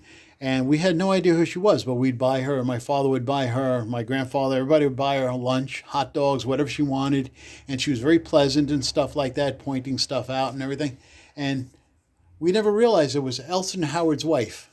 There was no family at the games and stuff. His wife would go to the games and watch it. The husband, who was a manager, he just finished. He did play. I think he's finished. I don't even know his tenure, but he was either on the team or one of the dugout guys. Yeah. And Elson Howard. I got to meet Mickey Mantle, Joe Pepitone, Tommy Tresh, Whitey Ford. We got all their autographs and stuff. They would give us bats. I had Rom Bloom. You still have them? My brother has them. I even have the seats. My brother has the seats we sat in when the actual seats. The actual seats we sat in from Yankee Stadium. But we had all this stuff, and you didn't think of anything. We didn't think value of it. It was like, it's great. I remember Ron Bloomberg, the first, watch this guy. He's the first designated hitter kind of thing. So he broke his bat. And you realize how big the bat was. Ron Bloomberg, one of the first Jewish guys. But anyway, he was the first designated hitter. First time he used that, but his bat was special. So he broke his bat, and as soon as the bat broke, the guy taped it with the medical tape. Here you go, kid. Wow, I got a bat. What am I going to do with a bat? You didn't think else. Wow, I got his bat. This is great. And then on top of that, you got the baseball. Wow, Mickey Mantle baseball. And then we got so many baseballs. We would play with the Mickey Mantle baseballs. We'd have a baseball. We'd use the autograph balls to play in the mud. But we didn't know. You had like 3 or 4 or 5 of them. You didn't know the value of anything. You got it. It was just done. And later on, the funny, ironic thing with the new Yankee Stadium, I had the decal on the car, and when you drove in, you drove to the meat market area, the Hunts Point, whatever hell, the Bronx meat market there, near the tracks, a really seedy area, and there was a little driveway there which goes near the. It was a walkway that went from the train station, the Metro North train, to Yankee Stadium, the bridge, that bridge there, and under the bridge there was a parking lot. A specific parking lot. Just pull in there, they look at the thing, and you parked your car there with other guys with that same sticker. You got to meet all the people, and you went to the game and stuff. So did you ever meet any of the heads of any of the families? No, never. You don't know who you're meeting. You didn't know the whole thing. I maybe met somebody and not even known who it was. That's true. They didn't look at you when you talked to you. These guys didn't look at you when they talked to you. They would talk to you, and you would know, hey, I think it's going to, I'm looking at that thing on the floor over there. That should be picked up. And you say, what are you looking at over there? And he's talking to you, not looking at you, and the thing is behind you. And he'll drop something on the floor for you. Oh, thank you, sir. He wasn't going to give it to you. But you didn't know who you're talking to. Yeah. You had no idea. I mean, only through, you know who that is? All secondhand hearsay and stuff. But usually by the kind of car they had, you knew how big they were in the pecking order. The family, the big guys didn't have that much bling. They didn't drive in it. They had the high end regular cars, like the Patty from the Bronx drove a big Thunderbird. You figured he'd have a Lincoln Continental. No, he had a Thunderbird. Oh, there was this guy, Mungo. This guy bought an Eldorado and was mad at General Motors because he was too fat for the car. How are you too fat for how are you too fat for an Eldorado? We had to alter they would not alter the car for him, no matter what. He was pissed. And we literally had to take the back seat and put the track back more so we can just barely reach had a telescopic wheel that could really come in. We had to extend the telescopic wheel so it came in over his gut. We had to he had to have a towel on the seat so it didn't ruin his shirts, his Hawaiian, like another guy with Hawaiian shirts. What was with the deal with the Hawaiian shirts? Oh, that was their flash. That was their, the Hawaiian, they were leisures. So, white shoes. I take it that the Joe Pesci collar was not a thing. That pointy collar, like in their shirts and stuff? Yeah, I guess I didn't think about that. Yeah, they kind of had that kind of thing. Did they? Yeah. But that was just some of them. They did dress well, and they also bummed out. You could not, I figure when you hang out, they're bummed out, they're doing something. Yeah. Because they would show up in sweatshirts and stuff like that. Suits and stuff, or? Yeah, but damn well that's when you got to hang out with them, when the tracksuits. When they were with their suits, when they were dressed up, they just do this thing, and they would talk away from you. But when they had their normal days, their normal garb, they would talk to you. They'd look at you, and it's just so weird how they would treat you and stuff. And you just got used to talk. Then you started being like them, I hear something's gonna happen today, and I go, fuck you, they wanted me to do something today. Mm-hmm. I hear today you're gonna be doing something for us. You wish. And again, you're joking with a guy who can make you disappear. That's crazy to think about, the fact that But it did scare me later. It's the fact that you don't know. I didn't know. I didn't. Man, I don't know. I have always been fascinated with this topic, especially ever since I saw Goodfellas, The Godfather, Casino and stuff. But then when you told me for the first time, which was maybe 2 years ago, I think, or maybe a year ago, I don't know. I've been wanting to get this recorded forever. Like we had, the more perks was I went on my prom. My prom was at the actual Copacabana. Like everybody went to the Copacabana afterwards. No, we had them call up and make your prom is here. You have the whole place until midnight. Then we let the other people in. Shit. I was like, we had our actual meal and the dancing. We had the club at the famous club at the Copacabana back then. We had the place. Our prom was here. How the hell did you? You had to be the connected. And then my girlfriend that same girl, they kind of it's like. They gave me a limo driver. I had our own limo driver. He goes, I couldn't get a limousine. We couldn't get any limo. Yeah, we got a limo driver for you. So you got friends. It's on us. Oh, cool. I got a limo driver and stuff like that. And he goes, all right, your money's no good. What do you mean the money no good? So you're gonna have a nice time. So we went to, the guy had cards to get in any place you wanted to go. Oh, we're gonna go to the Playboy Club. And we just so out of place at the Playboy Club. And you go there and the guy got you in there. You didn't have to ask her. You were underage. We don't even know. Just come in. You're going. Would any of this result in you owing favors? No. No, I wasn't owed. They weren't allowed to touch me. That was the good thing about it. I got all the stuff. And they would try to do that. And they would just look and they go, you see them talking to you. Okay. That's Red's. Make a movie Red said I was going to write a book. I may write the book still. I have the book and it's called. I was going to do a book. You haven't seen nothing yet, but I think I'm running into the problem with people relatives that are still alive, and I'm not going to divulge your names and stuff. I don't want. Well, yeah. I don't want to bring it back. I don't want to. I mean, I'm doing bad enough talking about this, but I'm being very generalized on it. My family. You can look it up. It's there. I'm not going to lie. I can't lie about it. It's just it's there. It happened. That's it. I'm not. It's nothing that they can't say. Oh, you spoke about your own family. Yeah, basically. And I did speak about Patty D. Philly because I was there every fucking day with the guy for 10 years, maybe. Every day I was with that guy. I'd hang out, have breakfast with him. Hey, I'm hungry. Hey, you buy me fucking dinner today. That kind of stuff. And just joking. And go, hey, no problem. I was gonna say, I think you've been very successful at not, because like I said, I've heard the things that you're not supposed to. We're not talking about. On this I don't want to. I don't want anybody to get. So it's like I know what you left out for good reason. But you can. I mean, if it ever had to come down to, I can just point you the crowd. I can show their names on. You saw the name on the list. I'll show you. You can even go there. The woman still lives there at the address. The widow of that certain person still lives at the address. I know who the girl got married to because they let me know where the people go. It's like, hey, you know that girl you were? We know where she is now. I go, why would I want to know that? But I go, why not give me information?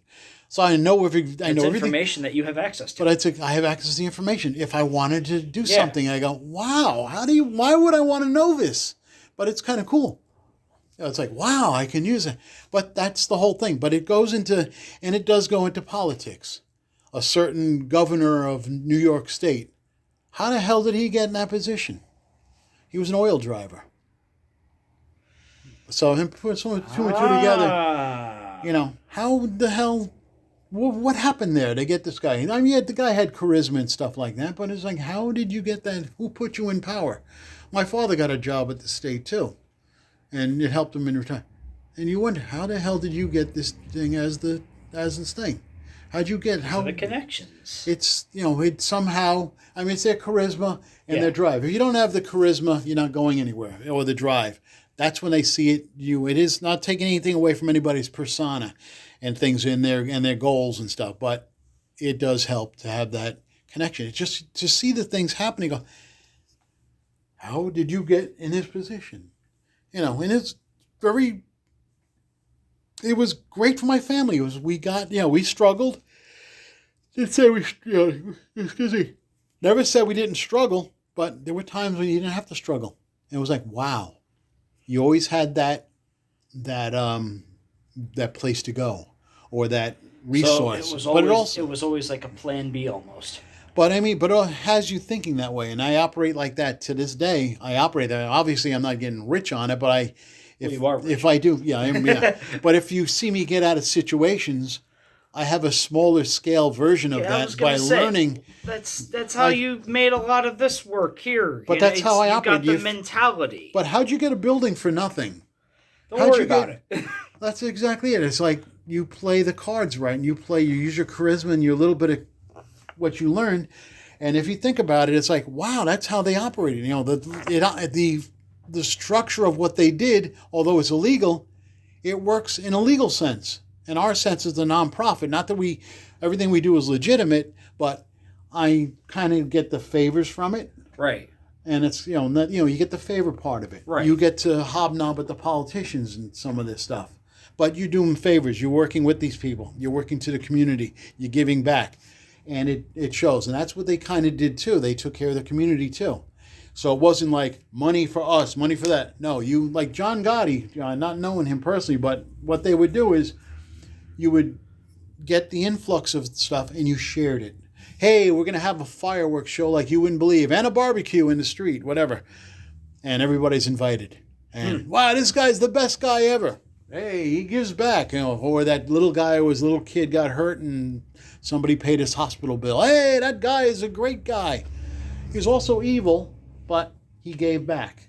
So it kind of, if you had to go to St. Peter, so, at the gates to get judged and stuff. So in essence, I killed 5 guys, but I gave this guy, let him get his heart transplant. I saved this family from being evicted. I did this. So maybe in the grand scheme of things, it kind of evens that scale. I forget about the guys. Yeah, the guy he killed wasn't a goody. Or this guy the guy stole once from the grocery store when he was 8 years old. You killed him. So you got the bad points there somehow.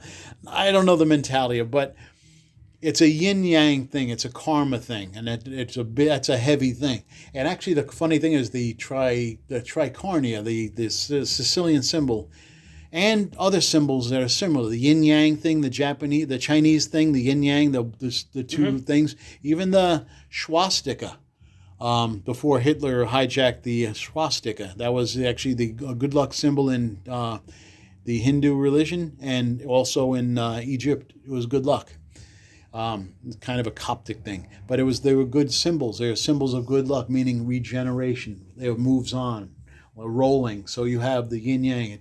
Time turns over time. Good times, bad times. It rolls, and that's what the swastika was like. Feet marching, boom, boom. So if you kind of roll the symbol down the hill, it'll keep on perpetuating. So it's one gives the other, and the Sicilian doesn't have 4. Sicily has the tricornia has 3 legs and a head in the middle. A really stupid looking thing, but that's a big belief for them.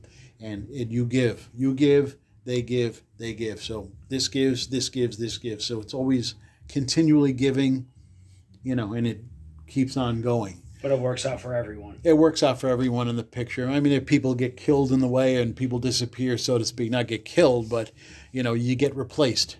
But that's one of the things. But, I mean, the family thing, it did get into, it got involved and it became territorial. In the 70s were pretty bad, but it became territorial. It had a lot of rub-outs and stuff. The respect thing is kind of, who used to be respecting the families, that dissolved. So it got kind of scary. And it was like, you didn't know who was going to, you had to watch your back when you went somewhere and stuff like that. But the good thing was somebody was always watching. It's like, I had a problem here, and someone, hey, you're Sonny's son, come out of where the hell did you come from? I was in Grand Central. I lost my wallet. I had no way to get home. I was going, it looks like I'm walking to Westchester County from Manhattan. I'm in there. So, how are you getting home? How do you know what the hell's going on? The guy bought me my train ticket to get home and stuff. Did you get your wallet back? I got my wallet back too. Holy shit. It's like, you can't make this shit up. It's like, so you get kind of cocky and worrying on it. When it doesn't happen, it's like, I guess I'm trapped. And it's like, my friends used to joke, where's the guardian angel? Where's these guardian angels coming out? What's going on? What the fuck? And it was just amazing. Yeah, it's Joey Nichols over in the corner right You there. you never knew who it was. You never knew, but they would all know what's going on. And the killer was, when you were little, my father would know, and we'd call my father. We'd say, my dad's spies are out. Dad's spies are out. My brother would, dad's spies are out. We'd get in trouble. Oh, you were here doing that. You stole this in from this place. How the hell did you know I stole this from the store? I went to, you go and steal candy and stuff. Go back and return it. Oh, and you go back like an idiot. I stole it, or what? We got smart and just walked in and and paid for it in the store and walked out. Oh, I forgot. Here, and you pay, and they got any question, so you didn't have to deal with I stole this. Right. Holy shit! But it was fun, and it doesn't last forever. And I took my hard knocks, and the good thing is I learned from it. My family was very well taken care of. The weddings and stuff. I think you touched upon the things. I didn't know if I touched upon the envelopes. You had just envelopes full of cash, and you just knew by the way it was presented. It had no name on it, nothing, and it was from table number 1. You always sat these people at the number 1 table, number 2, and those guys gave the money, and it's like. It wasn't unheard of at a wedding. You could make $30,000 to $50,000, $100,000 at a wedding gifts. Wow. My wife never saw that before. She, it was her second wedding and stuff, and she made like $2,000 of gifts in her wedding. And we were a male-oriented wedding. Being the way. If I was a female, my sister made like $75,000. I made $25,000-$30,000 from the wedding, from the gifts. Still though. Just the cash from the gifts, and that was in envelopes. That's what owed. But now those people are gone. Yeah. You can't even get the people to come to the thing. It's on Facebook. Hey, congratulations on Facebook. That's all you got to get. wish them a happy birthday still. You still have to wish them happy birthdays. They post on you get things like that. It's Luca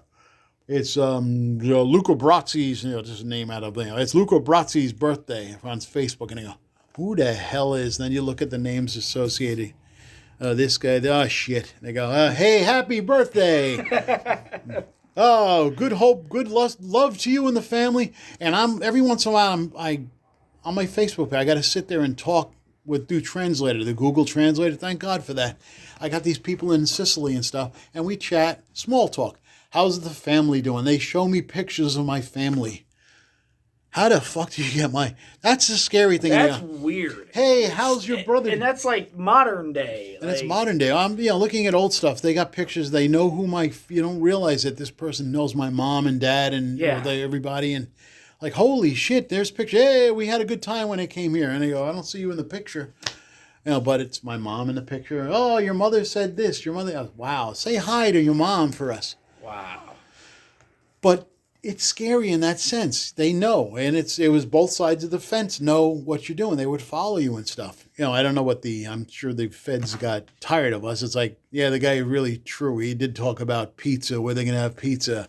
And they really did talk about, hubcaps on a car and things like that. They didn't talk about the next bank heist or anything like that, But when they did try to do things, like they opened up an American Legion post with a casino, FBI was there, and they smashed in the tax guys. They came and raided the place, and they smashed everything out in the street on them. Then they tried to get smart, and they made a phony door in between. So you look in the door, and you look in there, it looks like a store. It was set up. You can see it wasn't a store, but knock down that second door in the wall. There was a casino behind it. It's like a speakeasy casino. Yeah, so that's what they did. They had these things, and they'd use the pool tables as dice tables. They had the surface to turn over. I think I got a dice table. I have a dice table, parts of one left. I got that. Do you have anything from Louis? No. I think I may have a piece of the tile floor when they broke it up, but that's it. Nothing was from. Huh. I mean, it was the restaurant was the good food and stuff. We'd order lunch there all the time and stuff. And, the guy was honest. When I was really knowing what's going on, I was kind of young to order from there. Somebody would order my lunch there. So I was a kid. You didn't, you'd pick it up and his wife would be there and you just take it. Hey. So when they were filming The Godfather, did you meet any of the actors? No. No? No, it was done at night and stuff like that. And we weren't allowed out. We weren't allowed there. They true. Bought the place and they shut the place down. They paid my father for shutting the place down and used the facility they paid us to use, park all the trailers So that and stuff. explains why you can't see the gas station in the movie. Yeah, oh, it's cut off right. They cropped it right even, it's cropped. Because all next to us was the light post was the next thing there. Yeah. So you don't want that light. It ruined the picture. Yeah. But if they had the cars parking, where did Sonny park his car? But it was back in the 40s. If it took place in the 70s, Sonny Corleone would have went to Rich and goes, "Hey, park my car, keep an eye on it." And I would have been there. "Yes, sir."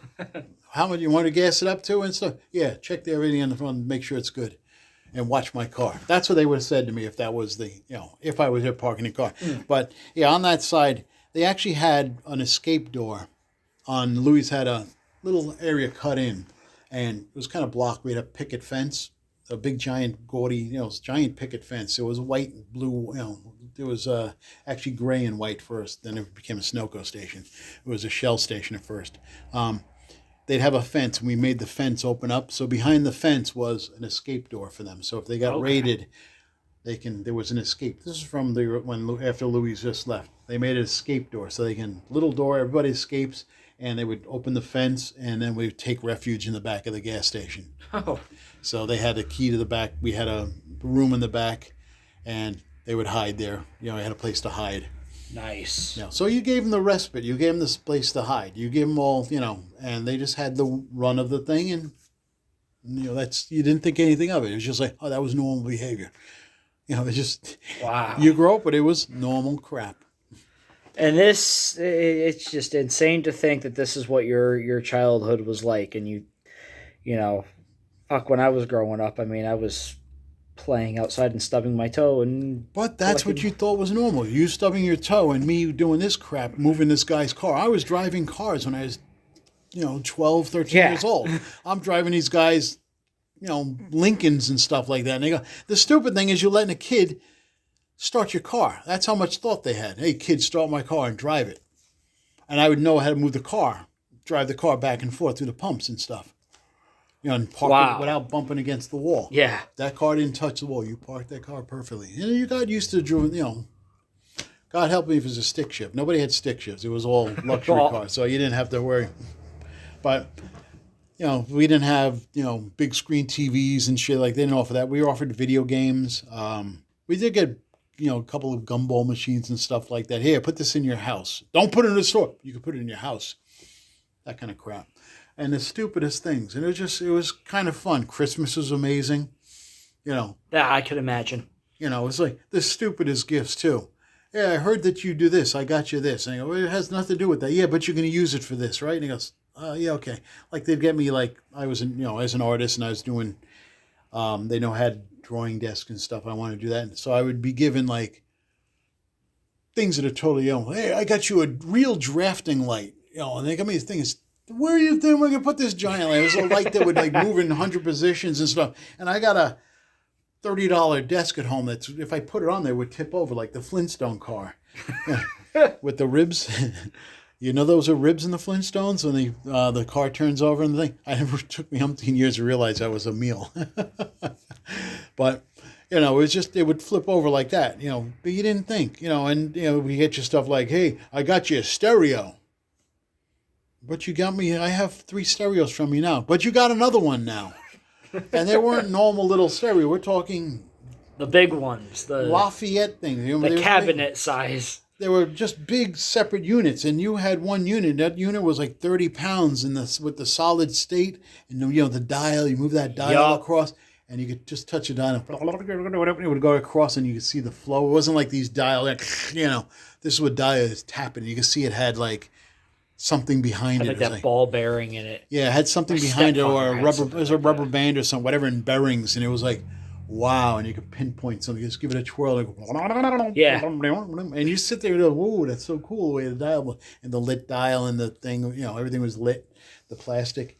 But it was nice, and it came with the giant speakers that would shake the room. And that's what you got as a gift. You go, "Hey, take it." I go, "How am I going to get that fucking thing home? It doesn't fit in my car."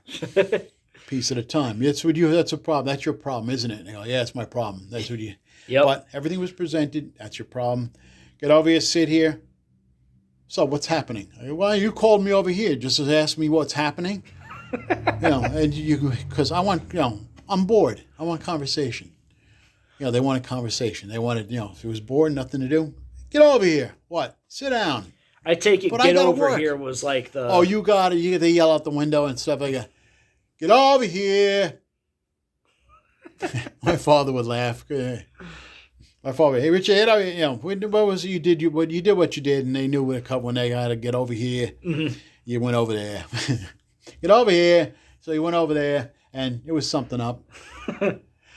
And you came back with some of the most amazing things, and you got stories, you got devices, you got it was like the best thing is it was like having a bad genie. A genie that would get you any your wishes. Your wish is my command. I'm kind of hungry for spare ribs. Well, let's make that happen. It's like, in fact, either we're going to get them for you or you get them. They're going to happen, but either way, they're going to make it happen. So that's the thing. But one thing I didn't do was loan them when I got the car, because they had people they would never borrow your car. But the lower guys would borrow the car and use the big guys as they got. And I would ask them, no, we'd never ask to borrow your car, that kind of stuff. And you'd also, another thing I do was joke around with some of the guys had golf clubs. They'd go golfing, and I found old golf clubs in the back, and I'd break them in half, and I put them in the trunk, like sticking out. And I couldn't close the trunk, so it was these clubs in the way. So I jammed it so it closed, and the club would be hanging out of the back. Clubs you broke my fucking leg up. It's a joke. That was the old clubs in the back, and he'd just scare him and go, "You suck." Thank you. But that's the only way you get him back, is joking with him and stuff. Another time I would squint. I would close one eye with the sunlight. I didn't like wearing sunglasses. I didn't have any money for sunglasses. I had money, but I didn't think of buying sunglasses. And I would bother the guys. They also owned the mob owned funeral homes too. And they wanted me to go into the trade. They knew I was into the art and sculpting and stuff, and they wanted me to go into the makeup department to fix up the faces and stuff. It's a great job, and we could have made it millions of. So part of my family's still in that business and stuff, but I didn't like the idea. I got to deal with dead people and stuff. Fuck that. So I turned them down on that. So the guy, Frank Cicamati, East End Funeral Home, he's come in, and you don't want the job. You don't want a job. No, I don't want to do that crap. And he goes, I don't like the way you squint. Fuck, I can't see in the sunlight. The sun is reflecting off the mirrors. He goes, I don't like the way you squint. Sorry, what do you want to do? Don't look at me. What am I going to say? But I can see if I squint. I can see. He goes back, I had a $500 pair of sunglasses. He gave me a sun. Wear these. Wow. They're real. Take care of them. Real glass. Well, they're not from the dollar store. The 5 and 10, whatever they had. You're getting Ray-Bans. No, they were some other thing, some other brand and stuff. I looked at them and, oh my God, the price of these. And I wore them all over the place, and I went fishing, and I leaned over the boat, and they fell into the water. Oh, no. Hey, how are those glasses doing? Oh, they're great. Why aren't you wearing them? Oh, I left them at home on the... that kind of shit. And then I bought a pair that looked similar, for like $10. Did he know the difference? No, he didn't look at them. He just saw me with glasses, and he'd go like this. Thumbs up, kind of, yeah. And you wave back and stuff. When he came to the car, he had made sure you stood in the shade. So you'd have to squint, or you wouldn't squint. Oh, I see fine now. I'm not squinting now. When the sun comes out, I wear them all the time. Didn't want to tell him the glasses fell in the water. But, you fucking idiot, But that's what you dealt with. It was like... It seems to have been a lot of fun. It was fun, but you didn't know you're having fun. Well, not until you look back at it. I wouldn't change a friggin' thing. But it was so cool. I mean, the things that would happen to you that you don't think are not normal. Like when as a kid, you didn't know certain issues. Like you didn't know why'd they write that word on my wall. You didn't see that shit. Right. Why wasn't I allowed to ice skate here? Why wasn't I allowed to do that? Why'd they make me sit out in the hall? And my mom goes, you should have told me. I enjoyed sitting out in the hall. I remember with St. Patty's Day coming, I'll tell you a story. They sat me out in the hall, and it was very Irish, and my Kathleen Hennessy was the teacher, and, with a name like that, Oh, she was really, and she had a shillelagh stick, St. Patty's coming, she had the leprechaun on the back wall and stuff like that. Yep. And one of the kids, and I wasn't even in the classroom, and they all blamed somebody ratted. She had a shillelagh stick, which was a walking stick. Somebody broke it on the table. They were playing around with dancing on the desk, and they slapped it, and it broke. And it broke, and all the fingers pointed to me. I did it. And I wasn't even in the room. What the hell is a shillelagh stick? You broke my fucking shillelagh. Like, and all of a sudden, now I'm going to get, my life is in, or whatever the hell, my scholastic life is in jeopardy, for breaking the shillelagh stick. And I had no recourse and stuff. And I go, you know what? They pissed me off so much. This is a Catholic school too. So they pissed me off so much. I go, you know what? If I was going to do something against you, I'm going to do something. I told the principal, if I'm going to do something against you, I'm going to do something against you that's going to really be memorable because I know how to do that. Hey, you're dealing with a little fucking hoodlum, whatever I am. So anyhow, I snuck in there one afternoon, lunchtime. I snuck in there. She had a leprechaun on the wall. I made a cross out of construction paper on the back one. Mind you, it's a Catholic school. I put it on the back wall, and I hung her leprechaun. It was a paper leprechaun upside down on the thing, on the cross in the back. She came in. She screamed. She was crying. The kids were all horrified, and I said, "Oh my God!" They had everybody come in. The exorcist. I crossed all the boundaries with that. I crucified her leprechaun upside down. And that's the ultimate thing. And they couldn't think of who did it. That's fucked up. They did that, and I go, that I did. And he goes, no, Mr. DiCarlo, get in my office now. And he goes, and I got in the office. I thought I was going to get beat up. And he goes, holy shit, I can't believe you did that. He goes, oh my God, what the hell made you think of that? I told him, I go, they accused me of all this stuff. He goes, holy shit. And they go, I was expelled, so to speak. I wasn't allowed in the hallway. Great. I couldn't even be seen in the hall, but they kept me in his office. And the whole day I did my homework. And he goes, you know what? We need some Doritos. Go into town and get me Doritos. And I would go and get Doritos, and we'd split have Doritos. So that was my thing. In 6 months, I sat and had doing that office. She would not have me in the class. Fucking but cool. that's where you get, that's where you're crossing an artist. You go, you accuse me of everything, and it's like, I'll get you. If I'm going to get you, I'm going to get you where it's going to be so devastating, you ain't going to know what hit you. Oh, man. And I did that, and that was that was beautiful.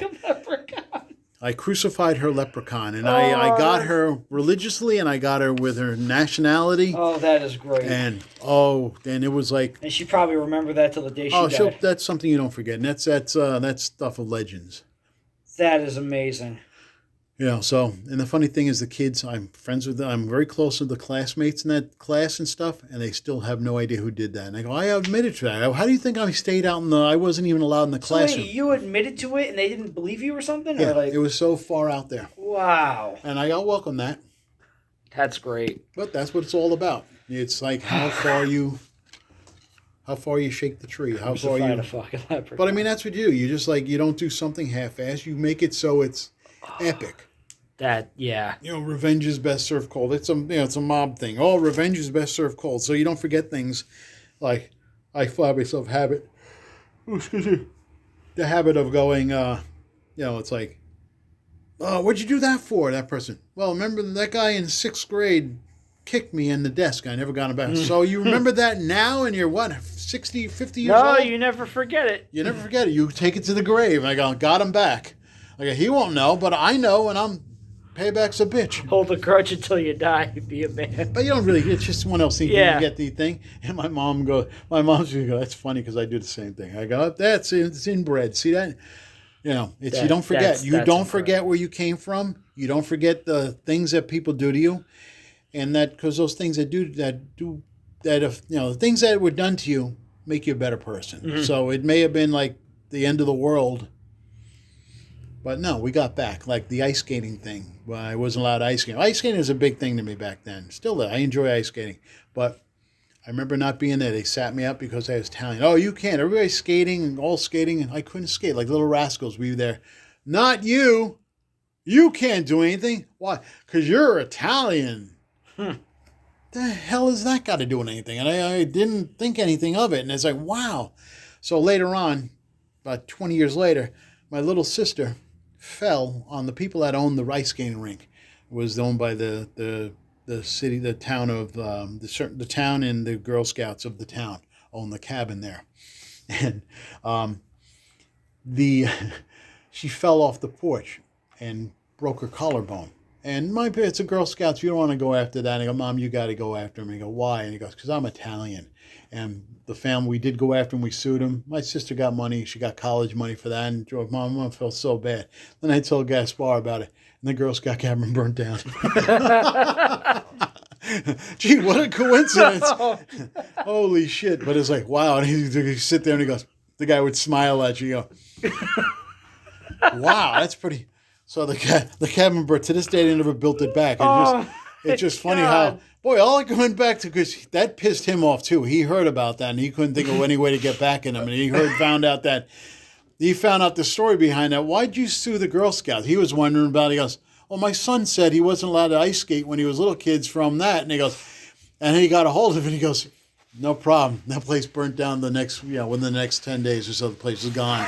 Gaspar. And it was a log cabin too, and it burnt really good. And I was like, wow, that place really burnt down to the ground. It didn't smolder like you can redo it. It burnt down totally. It was ashes. Holy shit! But that was just one of those things where the favors come in. The guy was sitting there going, hey, I heard that they had a fire there, huh? Yeah, it's too bad. But if they only saw, they go. That now goes back to the girl that broke her collarbone, little Italian girl broke her collarbone, and then goes back to the kid you went and ice skate on. How the fuck does that, But that's how it gets connected. Because you remember that shit. And that's all remembered. And I know exactly what happened, and it's like, it's beautiful. And it's a beautiful thing. But that's how the wheel goes around too. That wheel goes around many great ways, and that wheel goes around that tricornia thing.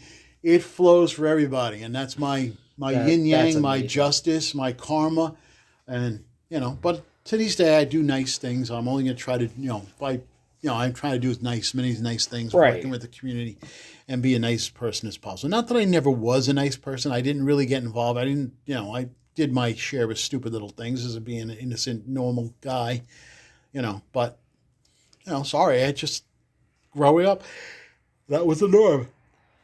Excuse me. Well. Holy shit, we are 2 hours and 26 minutes into this fucking thing. Sorry, but I can go days. No, that was the whole point, Rich. I didn't name names, and I kept out. No, but that was the whole point. I told you monologue. Like I said, I've heard the story. I heard a lot tonight that I had never heard before. But it was difficult for me to talk around the name. I was able to talk around the names and the people, but the whole thing is the families have changed, the people have changed, and to bring it up and to kind of bring that bad karma out, that's what you don't want to do. I don't want to divulge to so-and-so's family that this guy was... I said, I know what names you were talking about. I know, and I'm pretty sure only a handful of people know, but, that's important that the masses don't. But that's what it's all about. It was something you grow up with. You didn't look like anything out of the realm of normalcy. Right. It was just, that was it. Everybody was your uncle. Everybody was your cousin. Everybody was out to look out for you. And it was just amazing how they were there. And the things that you don't realize, and somebody was always there. Somebody was always watching.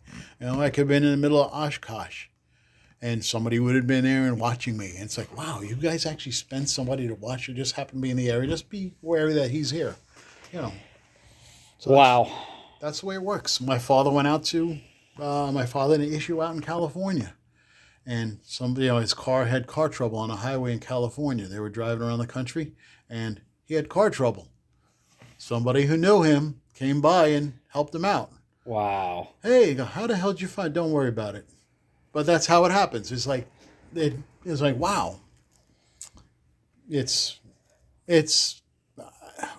I can't explain it. It's there. It's just the system, and it's never going away. It's gone. It's diluted. It's somewhat diluted now. But I mean, it'll never die off. That's what I mean. It's in a sense, it dies off, but it's gotten much more with the social media and stuff. It has faded away. You don't have you got your minor guys. I'm sure you got the the John Gotti things, and they are into real estate now. They're into politics now. Well, do you think It's- with all of the popularity of like the movies that came out and like I was mentioning the Netflix specials and all of that, like video games and shit, you think like eventually they saw this and were like, oh fuck, we can't do this anymore because now it's going to be obvious? Or The fascination's there.